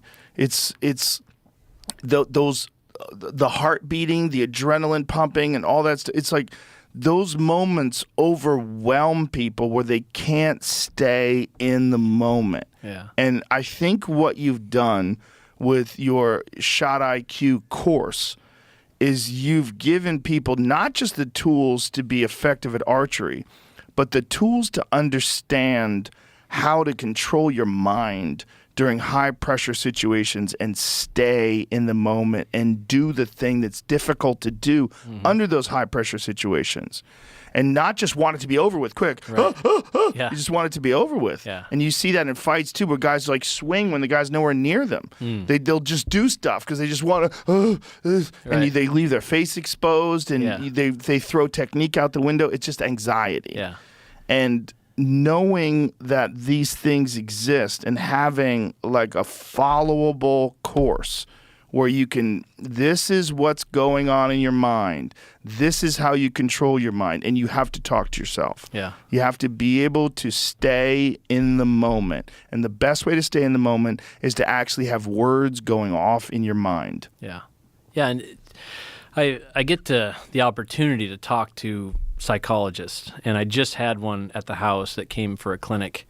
And it's funny when you talk to these people because it's hard to find a psychologist that has been there and done the things that we're talking about. Right. And they usually go too deep. So there's a depth that you can't go past because it becomes intangible, right? So when I asked the doctor, like, Doc, am I right when I say this? And he's like, oh, yeah, that's this and this and this and this. I'm like, is that how you teach it? Well, yeah, that's what I talk about. Well, it's too deep. Right? It's intangible. When you talk about right, people aren't going to carry it with them in a high pressure situation. How do you increase confidence at the moment of truth? How do you get your conscious bubble to get the same size as your self-image bubble? It's all intangible stuff, right? This is what I'm talking about is how do you get it? It's tangible. This is the tool that you need to use. This is why you're using it. And this is what happens, right? And people take instruction and they're looking for the magic pill, right? Like, oh, if I take your course, is this going to fix me? Not if you have that approach, it's not, right? Because I can't teach you determination. I can help you find it, right? Like in SWAT training, a lot of times we have to run 100 meters and shoot 100 meters, standing unsupported, 8-inch steel plate. Doesn't sound that hard, but when you're huffing and puffing, and if you go open loop, you're going to miss. So I remember this one time, one of my snipers he'd run 100 meters, get to where I was, shoot, pow, miss, 20 push-ups, right? 20 push-ups. Run 100 meters, down and back, come up, pow, miss. And I'm like, 20 push-ups. So he does 20 push-ups, comes back, down, pow, miss, 20 push-ups. This time I got down on the ground with him. I said, what's your job? He said, sir, my job is to hit the target. I said, that's not your job. Your job is to move the trigger slow enough you could stop it. That's your job, right? If you do that, there's no way you can miss the target. And so then after that, there was no more misses. But he didn't have his job defined, right? Your job is not to kill the bull elk. Your job is to not even to shoot the shot. Your job is to move your trigger slow enough you could stop it. When you do your job, your actual job, the results take care of themselves. And there's a lot of stuff that we have no control over. You can't control that axis deer jump in your string, right? You can't do that. You have to stay in your job, but you got to have defined what is that? What is the true problem here, right? And I was just like anybody else trying to figure out this shot control thing, but I didn't know what the problem was. Nobody had actually defined the problem. Your subconscious mind will not allow you to cause your body impact as a surprise. That's the problem in shooting in general. Anticipation. Yeah, and once we figured that out, now we can start to attack. What sciences do I need to figure out that deal with this stuff? And I was lucky to have the right people in the right places to figure this stuff out, but it's putting it in that package so that you can define your job and then how do you attack it, right? So it's such an amazing thing that you've done that I really feel like it should be mandatory. I really do. I think there's so many people that go out into the woods to hunt archery, and they don't know what's going to happen when they pull that trigger the first time. They've never done it before. Yeah. So the first time they ever do it, it's like, whoa. Yeah. And if they knew what you're teaching, I really think that the rate of success would go up exponentially, and the rate of bad shots taken would go up as well. That would go down. Yeah. I really believe that people would be far more effective. They're just trying to erase the mystery in it, right? Yeah. Like when you shoot your next shot on whatever hunt you're going on or whatever you're doing, you know how it's going to go. There's no mystery to it. You know you're going to draw back and aim. You know that you're going to roll to the click in your hinge. You know you're going to say, here I go. You know you're going to say, pull, pull, pull. There's no mystery to it anymore. Whereas most people, they have mystery in their shot. They don't know how it's going to go. They hope it goes well. And then there's this thing that people do where the moment the shot goes off, they move their bow because they want to see. Sure. That's a pre-ignition movement. Yeah, they call it peaking. Yeah. Yeah, and it's a real problem with bow hunting. If you stay in the process we're talking about, you can't peak because you don't know when your bow is going off. Right. So your body doesn't know when to do that. Right. It doesn't know when to do all these weird pre-ignition movements that it does to brace you. And you don't even know you're going to do it until you do it. And then you're like, what the fuck is wrong with me? Yeah, right. You know? I remember being there, man. I remember I missed so many. I mean, I'm a 2-time world elk calling champion. I can call elk in like a chicken on a string, but I could not hold myself together. It was ridiculous, man. Some of the shots I took, I'm like, what just happened? It's like somebody else shot the shot for me. Complete blackouts, all this stuff. Well, it's amazing that there's all these different people that come up with all these different methods to try to beat target panic. Yeah. And one of the things they do, they work on the mechanics by blind bailing. Yeah. And what blind bailing is, for the people who don't understand archery, is you literally stand in front of a large target like a bale of hay, and you stand close to it. And all you're doing, you're not even thinking about where you're going to hit. A lot of times you close your eyes and you're just going through the mechanics of the shot. So that the mechanics of the shot get programmed into your system, which gives you a little more confidence that you know how to do the mechanics. But it doesn't stop you from freaking out at the moment. Right. It just doesn't. Yeah. And so all these people that have all these different methods, it's really like someone who doesn't understand what's really going on trying to explain it to someone who also doesn't understand what's really going on. You know? Yeah. Like, is that good for defining and refining your movements as an archer? Certainly. You should teach someone how to blind bail when you're first learning archery, because you want them to be able to understand how the shot should break. But without the knowledge that you're presenting of what's going on in that high-pressure situation, they're going to spaz out and they're going to go open loop. Yeah. But in the instruction for decades, that's been it, right? We blind bail. And people spend months, like, you should blind bail for 6 months, or maybe you start with a close target and then you move it out slightly. All that is trying to get you to do is separate from the aim. So just let's cut to the chase, man. Right? Don't waste 6 months of your life shooting a blind bail. Let's shoot a good shot, blueprint it, understand exactly how you do it, and then you have to test it on a target.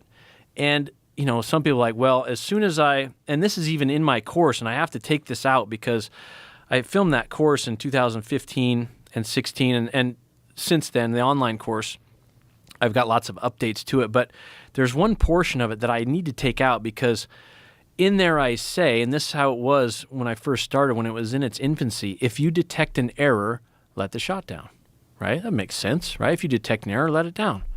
I don't say that anymore because now every time you detect an error, like let's say that you draw back and you're like, oh man, I'm really shaky. Oh wait, I'm not supposed to be thinking about my aim. Let it down, right? Well, your subconscious just won that shot. It's like, oh, if I get Joe to shake and recognize that, he'll bail out of the shot. Your subconscious does not want you to create an explosion in your body. It never just intuitively wants that. So if it can get you to bail out of a shot, it will. So now, when you detect an error, when you are training, when you detect an error, you're not allowed to let down. You have to stay at full draw and fix it in the shot. Recognize the problem, understand how to fix it, maybe another here I go to increase your presence so that you can concentrate, but you have to fix it in the shot. We don't let people let down anymore. And that's people are like, oh, the archery instructors are going to lose their mind when they hear, they're like, oh my God, Turner's telling people not to let down. I let down in tournaments if I have a shot that went stale because I wasn't thinking about the right movement. Shot maybe goes stale. You'll see Bodie do that every now and again.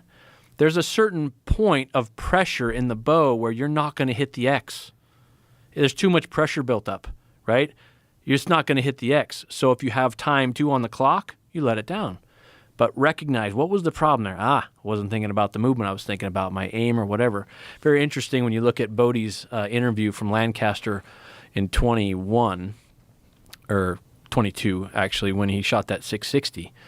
Because they interview him right after that shot, and he let it down before he actually shot it, his 60th arrow for the 660. And he tells you exactly what's going through his head. He says, oh, man, my pin was jumping from red to red. And he left it at that. And I'm like, well, that's why it went stale, because you're thinking about your pin shaking on a target, so you're not thinking about moving the release. And then they ask him about the next shot. Well, it was good enough, so I just kept my release moving. Thank you very much, right? That's where the mind needs to be. But it's so counterintuitive. It is, but it's just the way it works, right? And so just cutting to the chase and cutting out all the crap and giving people a specific blueprint to eliminate the mystery in your shot, right? Or in your whatever you're doing, right? Whenever a precision professional needs to concentrate, this is how you do it in a tangible way. And I feel like there's a way to translate this to many other things. I don't feel like this is just limited to archery. And Sure. I think it's, like I said, that it's like the ultimate proving ground for being able to overcome anxiety and be able to stay in the moment. But I feel like that could be, like, the principles that you're applying could be given to all sorts of other high-stress occupations. Sure. Yeah. Anytime somebody has to concentrate for whatever it may be, this is how you do it, right? And it may be for a movement. It may not be. It may be a major decision that you have to make. It may be a surgeon, right? It may be a pilot. It may be a jet mechanic. It could be anything where you have to concentrate on a movement where there are consequences if you screw it up. And right? concentrating on those movements in the mind and talking yourself through the movements rather than, don't fuck this up. Right. Oh, my God, I hope I don't crash. Oh, Right. my God, I don't cut the wrong artery. Right. Oh, my God, I hope I don't do this. Yeah, right. It's like the self-talk is so important, because if you don't have a positive self-talk, like a constructive, technical self-talk, you're going to allow the mind to have a bunch of other shit to think about and concentrate on and focus on. Yeah. And a lot of that is counterintuitive. A lot of that is counterproductive. And it's very strange how the mind will sabotage you, but it just will. Yeah. It just will, because your mind's not designed to shoot arrows. Your mind's designed to run away from a cheetah, Right. or something. You know, Right. something that's trying to eat you, or a warring tribe member who's chasing after you. Like, you got to run. Right. You got to get out of there quick. Sure. You can't think. Yeah, it's that fight or flight stuff. Exactly. Right? I mean, you're overriding that every time you shoot an arrow. Yes. And it's just powerful stuff. It's pretty I know cool. guys, they take drugs to try to get past it. They take beta blockers to try to, like, kill all their anxiety and kill all of their nerves and their adrenaline. Yeah. But, you can't rely on that. And not only that, they test for those things at the archery Yes, they do. competitions. Yes, they which do. is fascinating. Yeah. It's so interesting that people have been bow hunting for so long, and then you come along with this one method that really changes everything. And I really think it does. I mean, there's been great archery coaches that have come up with ways to overcome target panic. John Dudley came up with this hinge, or rather this silverback release Tension that activated is release, completely tension activated. And what that is, if people don't understand, is you don't know when it's going off. So you pull, and it's set to a few pounds over the draw weight of your bow. So you pull all the way back, you're holding it in place, and then you release the safety, and then you pull slightly harder, and it goes off. But you really don't know when it's going to go off.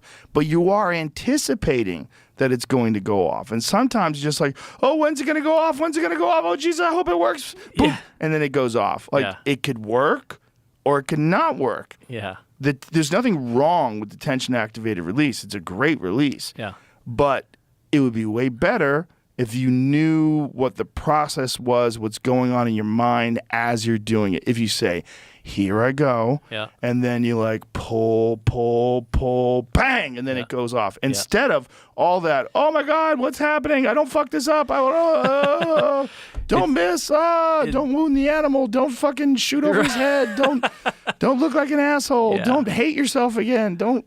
Yeah. Yeah, there's all that stuff. The tension activated release was quite an invention. It changed, like I said. Was the Evolution the first one of those? The Carter Evolution? Yeah, I believe so. Yeah, that's the one I bought. Dudley was involved in that. That's the one I bought Bodie when he was 3 years old, and it separates it for you. It's a mechanical fix to a mental problem. Mm-hmm. The problem is that it's so based on preload, how much you're pulling when you let that safety off, that there's no professional archer out there that shoots a tension activated release.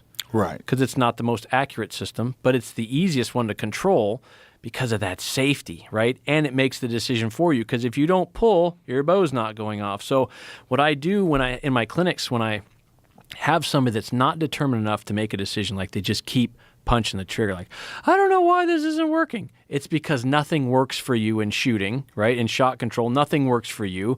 You have to work for it. The only thing we're teaching you is what work needs to be done and how to do the work. But when you take this tension activated release, if they just won't stop punching whatever other release they're doing, I'll take that tension activated release and I'll screw that sucker down where it won't go off, right? So, okay, here's how it works. I tell them how it works. Push the safety in, draw back and aim, then take the safety off, and you got to pull. Okay, yeah, no problem. So they push the safety in, and this may be a person that hasn't even been able to aim yet. Like they're always locked off target. Safety's on, they draw back, and now all of a sudden they can aim because the safety's on. Right?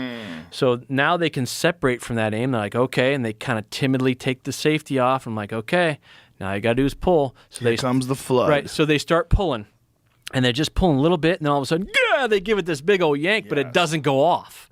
Right? So I'm like, okay, push the safety in, let it down. What were you thinking about? Well, I was thinking about pulling, and then there's always and then I started thinking about, when's it going to go off? How much is this going to take? Why hasn't it gone off yet? And that's the moment at which the autopilot, the subconscious, comes in and gives it that big old help, right? So then I have them, okay, here's what you need to do. Here I go. Take the safety off, then say, here I go, to up your presence, and then talk yourself through movement. Okay, yeah, sure, here we go. So they do it.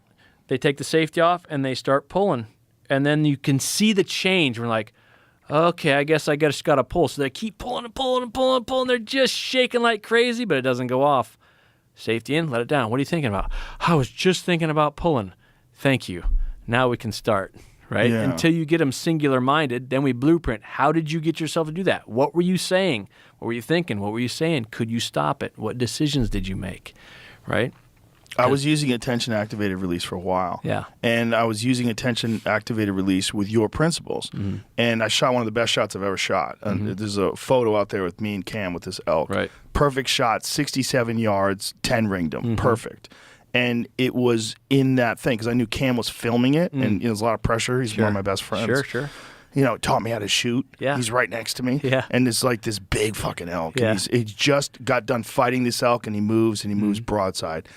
And Cam's like, take the shot. So I draw back, I center it, I pull it through, and it was just perfect. And I'll never forget watching that arrow because I have a green Luminoc. And I'm watching that green Luminoc just swap, just right in the spot. And after that shot, it was a perfect shot. But after that shot, I realized that's not the most accurate way to do this. That I feel like there's something about the tension activated thing. I need to apply that now to a trigger and to a hinge. Yep. And so I started moving to that. And it was this thing like, oh boy, now this is a totally different thing, but go through the same principles again. Yep. And it's helped me tremendously. Yeah. It's made such a big difference Right. to know that you have to control those movements and you have to have that self-talk. You have to have that mantra. You have to have that thing in your mind where you stay in the presence. Yeah. You should be able to control any release. Yeah. I should be able to fill this table with releases and go, there you go, Joe. And just, index finger trigger, thumb button, hinge, tension activated. Pick it up, understand how the trigger works, and control it. And is no that matter what. possible even with an index trigger if you're just pulling the trigger? So even an index trigger, a full draw, if you're just like pull, pink, with the finger. Usually. So what we do is we teach people to open their whole hand and just wrap their finger around the trigger and then pull their hand through the strap. They're not moving their finger at all. They're just pulling their hand through the strap. It's easier to control this bigger movement, right? So when they do that, that's plenty of motion to be able to do that. And so they just hook in. Here I go. Pull. But there's a desire to pull with the finger. Right. Though there is, right? But that's why we use index fingers. Like if people bring me the worst piece of crap with a whole bunch of travel, gritty sears, all kinds of nastiness, right? I'm like, perfect. Because when you control that one and you understand how you did it, the world is yours, right? And then you get into selecting a release. Like, okay, this release, I can go closed loop on this easier. I can evaluate the movement, the pressure increase it without a bunch of travel. So now, once you have this knowledge, you can actually pick a release that you can evaluate best, right? And it's, it may be a thumb button, it may be a hinge, it may be an index finger trigger. There's all kinds of releases out there. But the whole archery industry is built around target panic. Isn't that crazy? It's crazy, man. Well, being you and having come up with this system and recognizing that, what's interesting to me is I see resistance. And I see people that they get upset they don't do it your way, so they get upset that you're teaching this, and they're like, no, I don't believe this, and I don't believe that. Yeah. But it's fascinating because you see that with all sorts of other things where there's a high rate of failure. When someone comes up with a solution, everyone wants to think they have the solution. I don't want to mind fuck myself. I already got it figured out. Yeah. I'm a stone cold killer. Once I'm on the target, I never miss. Yeah. And they say that to themselves because they want to believe that. Yeah. And I'm not trying to change. If you are a stone cold killer and you have a system on how you do it, that's awesome. But it's when you try to put it to somebody else, right? Like I didn't grow up being a good shot. I grew up being a horrible shot, but just loving shooting so much that I wanted to figure it out. And then I had these sounding boards of, my determination well was deep with the sniper stuff, but I had this sounding board of bow hunting where I was constantly failing, right? So if you have a system and you know how you do it, if you know exactly how you're going to shoot your next shot, then you don't need to change a thing. But if you don't know, if there's any mystery in that, then that's a problem. I mean, do you want to be the person that somebody calls you in a big old bull or whatever and you botch a super easy shot that you certainly should have made? There can be no mystery. So if you don't have mystery, more power to you. If there's any mystery in it, you better get it out. Yeah, because there are unique individuals that just keep their shit together. Sure. That's a personality thing. Yeah. And it is like these very calm people that just know how to stay calm. But good luck teaching that. Yeah. You can teach someone to not be calm, but to work their way through it and still execute a perfect shot. Yeah, I don't usually put relaxation in any portion of the instruction because it's probably not going to happen. Right. Right? I don't, okay, this is the relaxed stage. This is the stage how are you going to do that? Well, you can do things to control your breathing. Yes. And you can do things to control your heart rate. Yeah. And so that breathing, and I don't know if it was on your podcast, but Huberman was talking about that you inhale through your nose, and then you give it an extra inhale. So you inhale to the top, and then you do it again, which inflates different stuff in your lungs. Well, we always did combat breathing, right? In through the nose for 4, hold for 4, out through the mouth for 4, hold for 4. That was what we always did in tactical stuff, and that's the only breathing techniques I've learned. I listened to Huberman's thing, and I used it at Vegas this year because Vegas, indoor archery, is strange because it is it's just a yellow line on the floor. It's the only thing that makes me nervous. I shake like a dog crapping tax when I'm on that yellow line and say, this is your first scoring end. And everybody knows what that means. They're like, I mean, it is a thing in indoor archery because your target is so small, right? And if Bodie misses the 10 ring when he's shooting for his 900 in Vegas just to get to the shoot-off, if you miss one time, your weekend is done. Right? You just lost 6 figures with one shot. So much pressure. Right?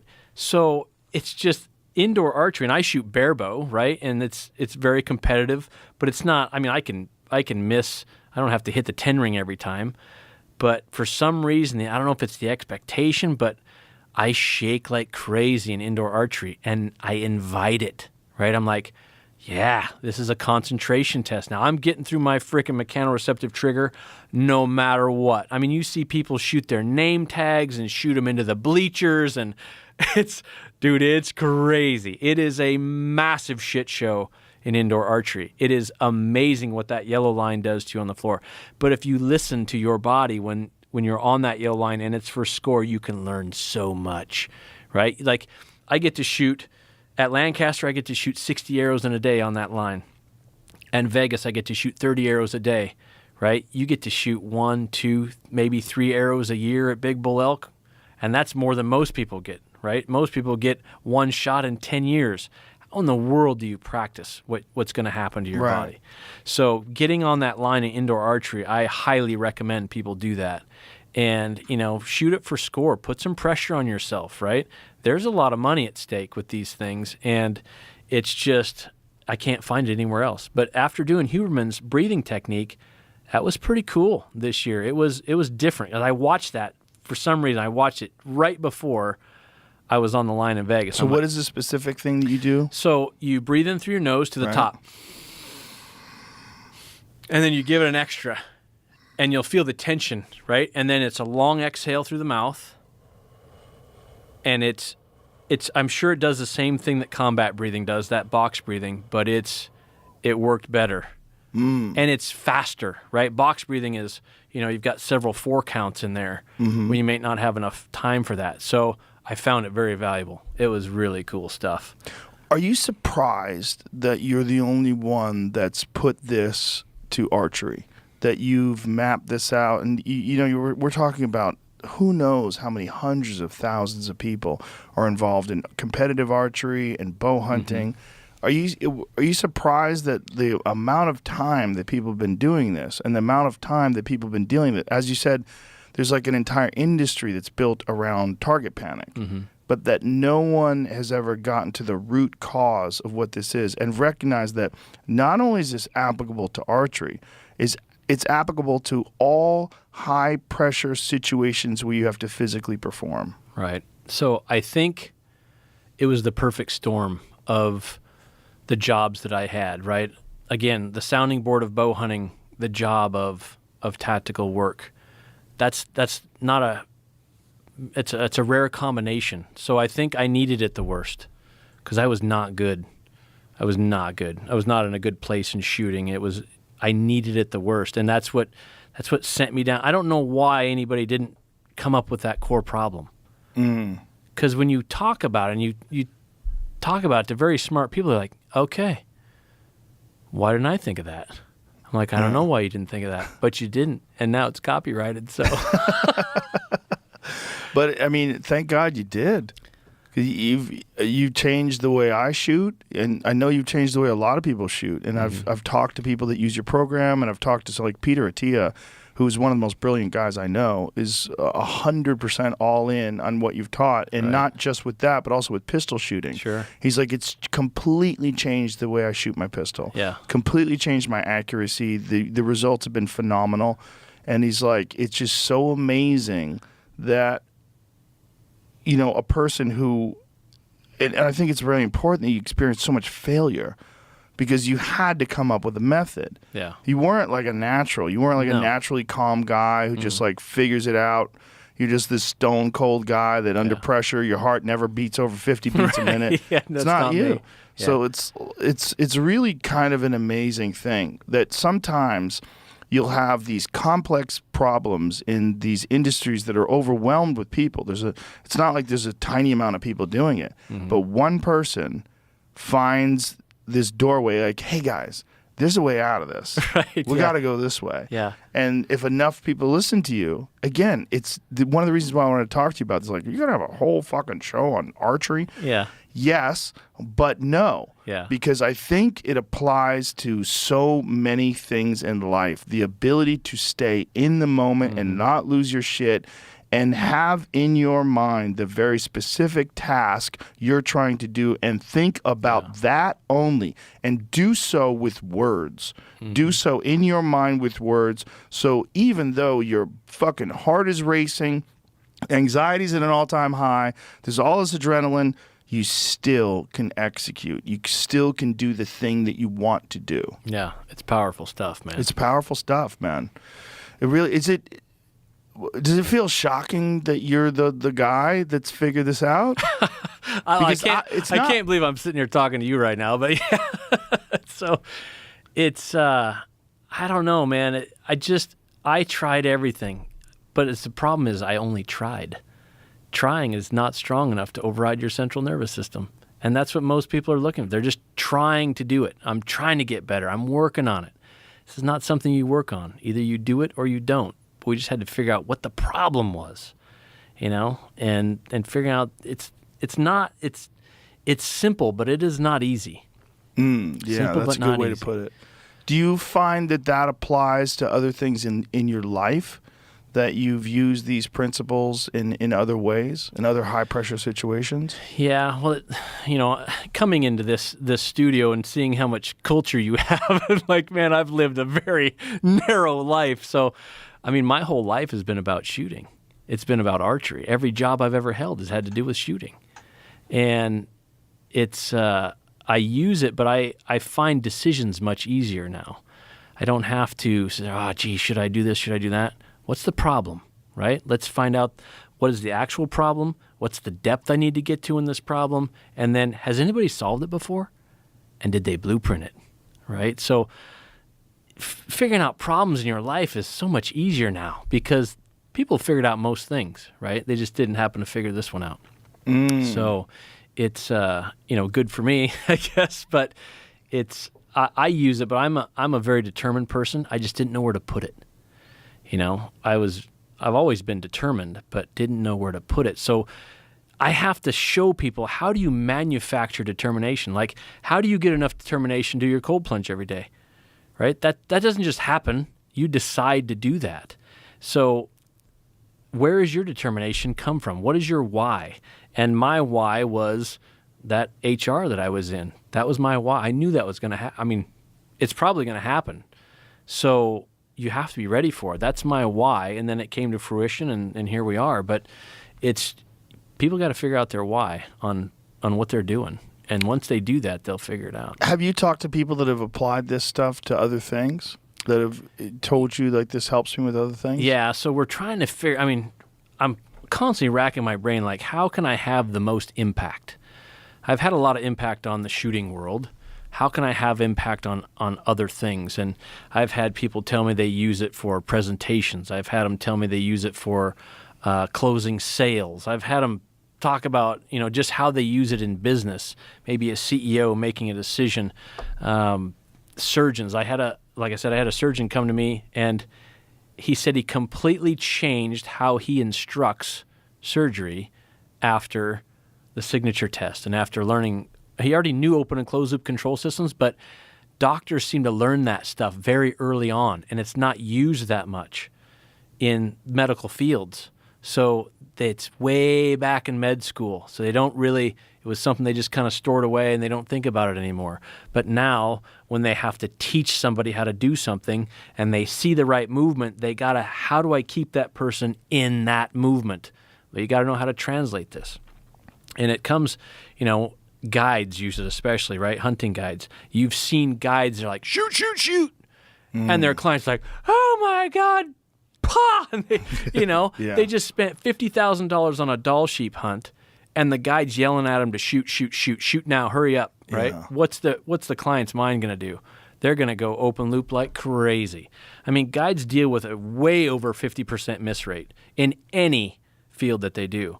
So I do a guide school where I teach guides, how do you transfer this to a client instantly, right? When they're losing their mind, how do you get their consciousness into the trigger press? Because that's where it needs to be.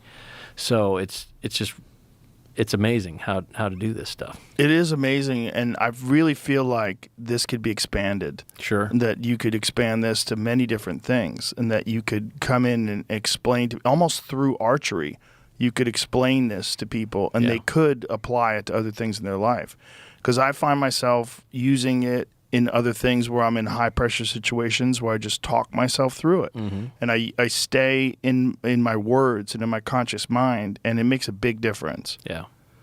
Yeah, there's lots of expansion to do, and we're working on that right now. So. Why do you shoot a longbow? Because to me, when we practice, I was like, what the F are you doing? You've abandoned technology in favor of this primitive device. Yeah, so basically concentration practice. It's so much harder to shoot a stick bow. Like, I have at my disposal, lots of people send Bodie bows, right? So I have a garage full of compounds.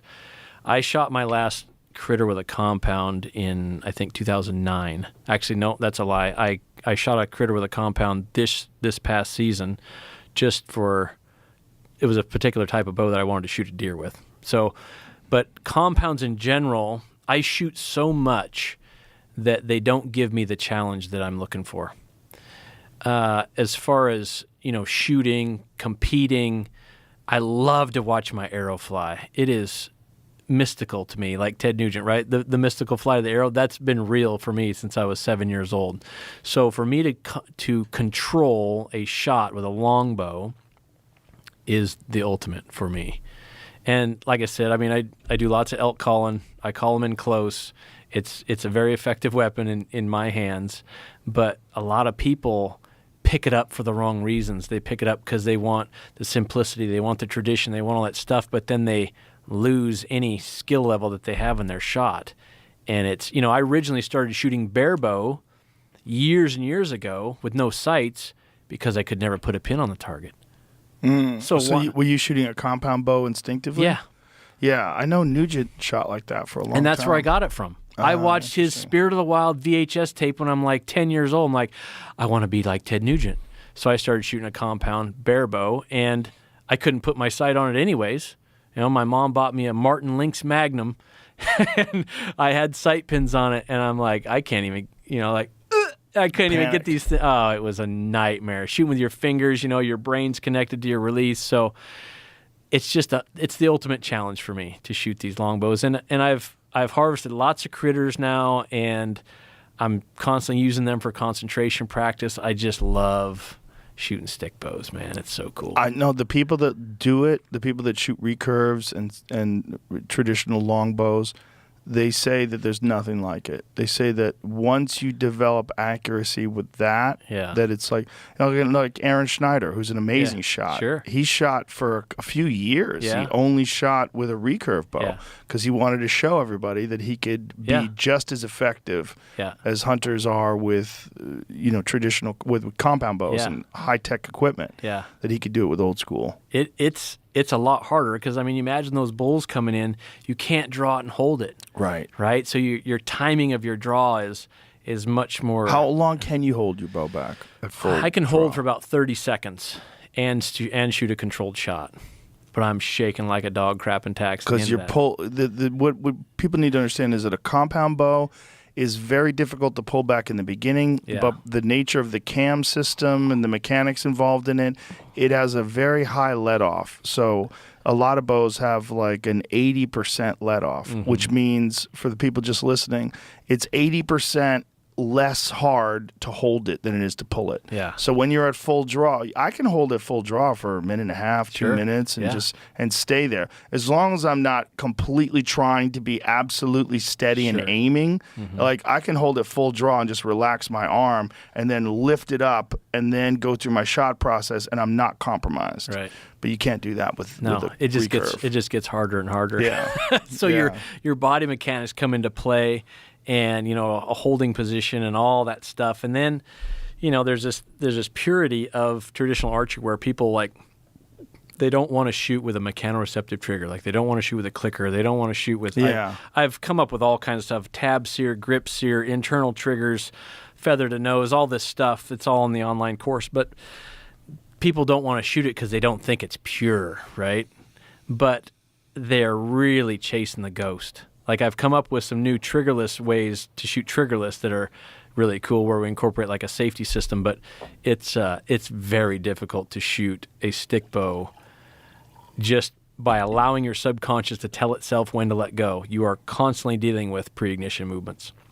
Yeah, that's what I don't understand, because I would think that with you, when you want the surprise shot, when you're shooting traditionally, and I know you were using a thumb ring for a while, like the Mongols do. Yeah. There's something to that too, right? Where it like passes over it. No, How does that work? I mean, you're just basically holding on to that thing. You've got the ring that covers the pad of your thumb, and your index finger goes over the top of it. But you have to release that as well. Release it. So we use mechanoreceptive triggers like a grip sear. So a grip sear would be like you put your fingernail on the edge of the riser. So you draw back and aim, and then you start pressing that like you would roll your release. You just start pressing that. When that pops off of there, pops off the edge of your riser, you release. The mechanoreceptors send the signal to your brain. Your brain sends the release motor program. So it's like pop, boop, off it goes. Then your surprise break happens. But you're still releasing it consciously. No. No. Your subconscious, it just sends that motor program, which is open loop, but it can't get in the middle of that. It's too fast. When that pops, this thing releases to the point where the subconscious can't get in the middle. Why did the Mongols choose to shoot bows that way? So it was all based on mounted archery. So when you shoot, I mean, there are arrows on the other side of the bow. So when you're riding your horse with no hands, right? You've got your bow in one hand, you've got your arrow in the other, and those come together. They didn't go over the bow. They brought them together, and then they grab onto the arrow. So their arrow was on the right side of the bow, even if they were right-handed? Well, yeah. So they're right-handed. Okay. Arrow comes in this way, so then they grab onto the arrow. Remember, they're riding their horse, right? So they're bouncing up and down, and then they grab onto it, and they push the arrow forward, and they knock it, and they put their thumb around it, and it's the pressure of their finger against the knock that holds it against the bow. So if they're shooting right-handed, is their arrow on the right side of the bow? Yes. So it's not on the left side of the bow like a compound bow? It's on the right side of the bow. It's on the right side of the bow. Yeah. Interesting. And it's the pressure of your finger that holds it against there so that when they're riding, they shoot. But why a thumb? Why can't you do that with like traditional finger tabs? Because when you grab on it with your fingers, you're not able to push it, not put enough pressure on it to hold it in there. And it has to do with arrow paradox, and it's all kinds of weird stuff. So when you'll see a horse-mounted archer, when they shoot, they'll actually flip their bow because those bows aren't cut to center. So the arrow's pointed way to the right. Like a right-handed shooter, their arrow is pointed way to the right because that bow, if you notice, it's not narrowed at all. Or it's very narrow. I mean, just a little bit. The width of the bow forces the so that arrow is off pointed to the way out to side. the right. So you have to actually flip it so that the string comes behind the arrow so it shoots straight where you're looking. It's called katra. Oh, wow. So it's so cool how they did that stuff. They were so much smarter than we are now. Well, it was out of necessity, right? Because they're using them for war and for hunting. Yep. So, but the thumb thing, had other people figured that out? Well, it was mostly in the Asian cultures, and because it was mounted archery. The Japanese have Kyudo archery, and that's what we know now is basically on the ground a martial art type of archery. But it was originally, the Yumi bow has got a short bottom limb so that it could maneuver over the horse. Oh. So all that stuff was all war driven, and with your thumb, you can draw it back so much farther. You've got short little people that are with a 34-inch draw length. Right, because you have extra inches with your thumb. Right, when I shoot my thumb, my draw length's 2.5 inches longer than with my fingers. Oh. So I can get into way better alignment, and yeah, it's really cool stuff. And then the Mongols figured out a way. They made, was it out of bone? The thumb ring that they had? Ivory, jade, they made it all out of all brass, whatever they had. See if you can find Mongol archery thumb rings. Because There's a different than that. Oh, look at that guy. He's you see how his bow is tilted that way? Yes. So he has produced katra with that. So this man is shooting as he's... See his bow flip like that? As he's riding a horse. Now, the Comanche were particularly adept at shooting while on horseback as well. Did they use a similar method? They have. There's been so many different holds on a string, and it was all based on basically wartime, and did they have to shoot off a horse or not? There was pinch draws. There was different ways of holding a bow upside down. There was, I don't know specifically what the Comanches did, but all kinds of different ways of holding the string, and it was all based on necessity or the length of the bow, particular length of the bow. So it could be over a horse, shoot it mounted, shoot it, like what we do now. We have bow or blinds that are too short for stick bows, so we shoot shorter recurves. So it's always fashioned to what the game is. The Mongols would shoot while the horse was in the air. Like they would time the shot so that as the horse was leaping in the air, there was less impact. Yep. So that's when they would drum, drum, drum, dum. Yep. That's when they would release the bow. Yep. It's all a feeling that comes up, and you feel that impact, and it becomes a timing thing. And when your subconscious can put so many things together, but when you take that style of archery and you put it into precision, it's pretty difficult. Do you find Mongol thumb ring? Because it's a very interesting thing when you see what it looks like. It's a thing that sits on your thumb that almost looks like the bottom of a spoon. Yeah, and so that's a leather one. If you look up like custom thumb rings, like there's another one. Yeah, so there's one, that bone one right there that you see there on the right-hand side. So that's what it looks like. Yep. So you just, that sits on that ledge, which makes it illegal for competition. But you can hold. What's illegal in competition? You can't shoot rings in competition. Why is that? Because they consider it a release aid. Because they've never shot one, they don't know how difficult it is, really. Interesting. But so that hooks onto that ledge, and you can hold so much weight because the weight. I mean, some of these guys are shooting like 110-pound horse bows, and that's a leather one there. But are you allowed to use a leather one? Yeah, so you can shoot a leather one, but you can't use one of those bone ones. Can't use a bone one because of that little ledge where the string sits. Yep. Interesting. Yeah, it's pretty cool. Yeah, and so you said it's all Asian cultures that had figured mostly, that out? Yeah, mostly, and they're all different types. Like every culture had a different. Like the Ottomans had a certain one, and they had a thumb ring as well. Yeah, the Ottomans, the Turks. I mean, it's all different types. There's all kinds of them. Do we know the history of the thumb release? Do we know like when that started? I mean, they've found it in tombs. Wow. It's old. I mean, it's how archery started, as far as I know. So I love shooting that way. It's really the sight picture that you get when your arrow's on the other side of the bow, and when you have a modern bow that's cut to center, you don't have to do the Katra thing. Mm-hmm. So when I draw back, when I hunt with my thumb, I don't have to judge range because I'm looking at the arrow from the side, right? Like my eye is not 12 o'clock on the arrow, it's at 10 o'clock. So I pull it back to where the arrow is off to the side slightly. So you're looking right down the arrow shaft. So I'm looking down like at 10 o'clock. My eye's like at 10 o'clock on the shaft, so I can see the ramp from the side, so I can see the pitch. And because the bow's cut past center, I can still put the point directly underneath the target. It's like a triangulation type aim. It's really cool, man. And are you thinking about it the same way you think about throwing a rock or like a baseball? Like if you throw a baseball, you kind of know what the arc of the ball is going to be if you throw a lot of baseballs. Yes. So you can kind of like throw it into that very specific spot. Right, but you're setting it. I mean, you're literally setting it on the trajectory path. And you've seen it thousands of times, so you can draw back and you're like, that's going to do it right there, and they just drop in. It's so cool, man. It's got to be something that you must practice more than a compound bow, then, right? To get that feel of it. Yeah, your mind picks up the trajectory path very quickly, and then the control is the same, right? Just you have to talk yourself through specific moments, but the anxiety is higher because your body is under more tension. Yeah, it's the ultimate in concentration practice, as far as I know. Well, a lot of people use it as a method of meditation. It's not, I mean, it is a martial art, but for a lot of people, there's something about, and I think this with a compound bow as well, there's something about the concentration that's required to shoot a great shot that clears your mind of everything else. It's almost like a cleaning.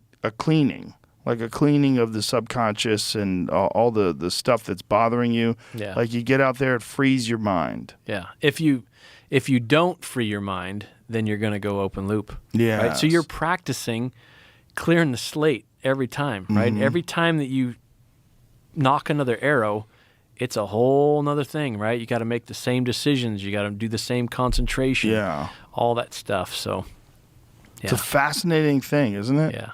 I love It's such a fascinating thing where you take difficult tasks and use them as a vehicle for developing your concentration, your potential at other things. Mm-hmm. I mean, it's the same thing we do with cold plunging, right? Mm-hmm. I mean, but you don't have to make, when you do your cold plunge, get out of that and shoot an arrow. Yeah. Right? Like instantly. And then that's when, you're constantly bringing your mind back. You're shooting on one foot. You're shooting on balance balls. So you get practice in bringing your mind back where it needs to be. And that's, a lot of people don't do that. They just shoot and shoot and shoot. And one of the things that bothers me is, there's celebrities out there that will take instruction from somebody, and I watch them shoot, and they punch the trigger their first time they're doing it. I'm like, oh, God.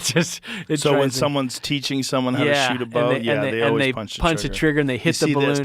Yeah, and they hit the balloon or whatever. I'm like, that was awesome that you did that and that you got into archery and that you're understanding some of these things. But man, you're on a bad path. You're on a bad path, man.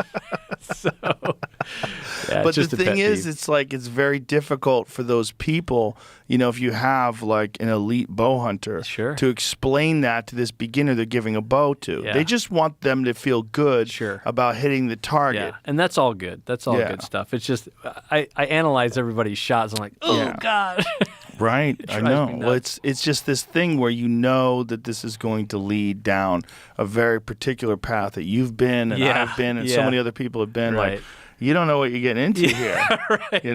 Yeah. I know guys that are sort of aspiring bow hunters, and I see them practice, and I watch them on Instagram, and I'm watching practice. I'm like, they're practicing their own failure, hammering it, buddy. God. And you're shooting 20 yards away, so you're getting into a reasonable range of success. And like, look at my group. Yeah, I'm like, good job, good job. But I don't want to dissuade people from that, but but we got to talk. Yeah. Do you think that someone can be a trigger puncher, meaning command that trigger, but do so along with these principles where you're like drawing back and aiming, setting it in, and just pull with your finger and have it go off? Yeah, but you wouldn't be punching it, right? Right, you wouldn't be punching it. Right, so if you can work a archery release index finger trigger like you would a fine rifle trigger, then more power to you, right? It takes massive mental fortitude to do that. So we usually start people with the pulling where you hook in and then you pull your hand through the strap. And then once they gain control of that and they blueprint it, then we move them on to what we call the power squeeze, which is you link a couple of motor programs. So you're increasing expansion and you're moving your finger, and it one gives the other guidance, and you're guiding them both through words or sounds, and that's more accurate. Because the main thing with release aids that people need to realize is no matter what the movement is, it's got to be closed loop, and it can't move the head of the release. Like if you are, let's say you're shooting your hinge and you're pulling on it, but you're not actually rotating it. You may be pulling but not rotating, so you're just increasing pressure in the bow. That arrow's not going in the X. Right? So you have to be able to link those things up and know what the movement actually is that you need to do. So Lee Lakosky, he takes he has a Carter Target 4, and he loops his hand around the trigger and he makes a fist. That's how he does it. So instead of pulling the trigger or punching the trigger, he just squeezes his fist, and he knows it's going to go off eventually. That's an easy movement to evaluate, right? Like I said, I don't care what the movement is as long as it's closed loop and it doesn't move the head of the release. That's why we don't pull on hinges usually. We roll it with our fingers. That seems to be more accurate. With thumb buttons, there's all kinds of different movements you can do on a thumb button. As long as it's closed loop, then pick the one you can evaluate the best. Do you find that you get a lot of resistance to this? Do you find that people are upset at some of the things you teach, like people that are very successful? No, have you found any of that? Not so much, because when I explain it to them, they're like, because I'm talking about exactly what they do, and I know what's going through their head, and if they are, I know where their success is. Is it very high level, like there's no question that you're going to do it, or is there still some mystery in your shot? And it's easy for me to explain because of where I've come from. I've been in the trenches, right?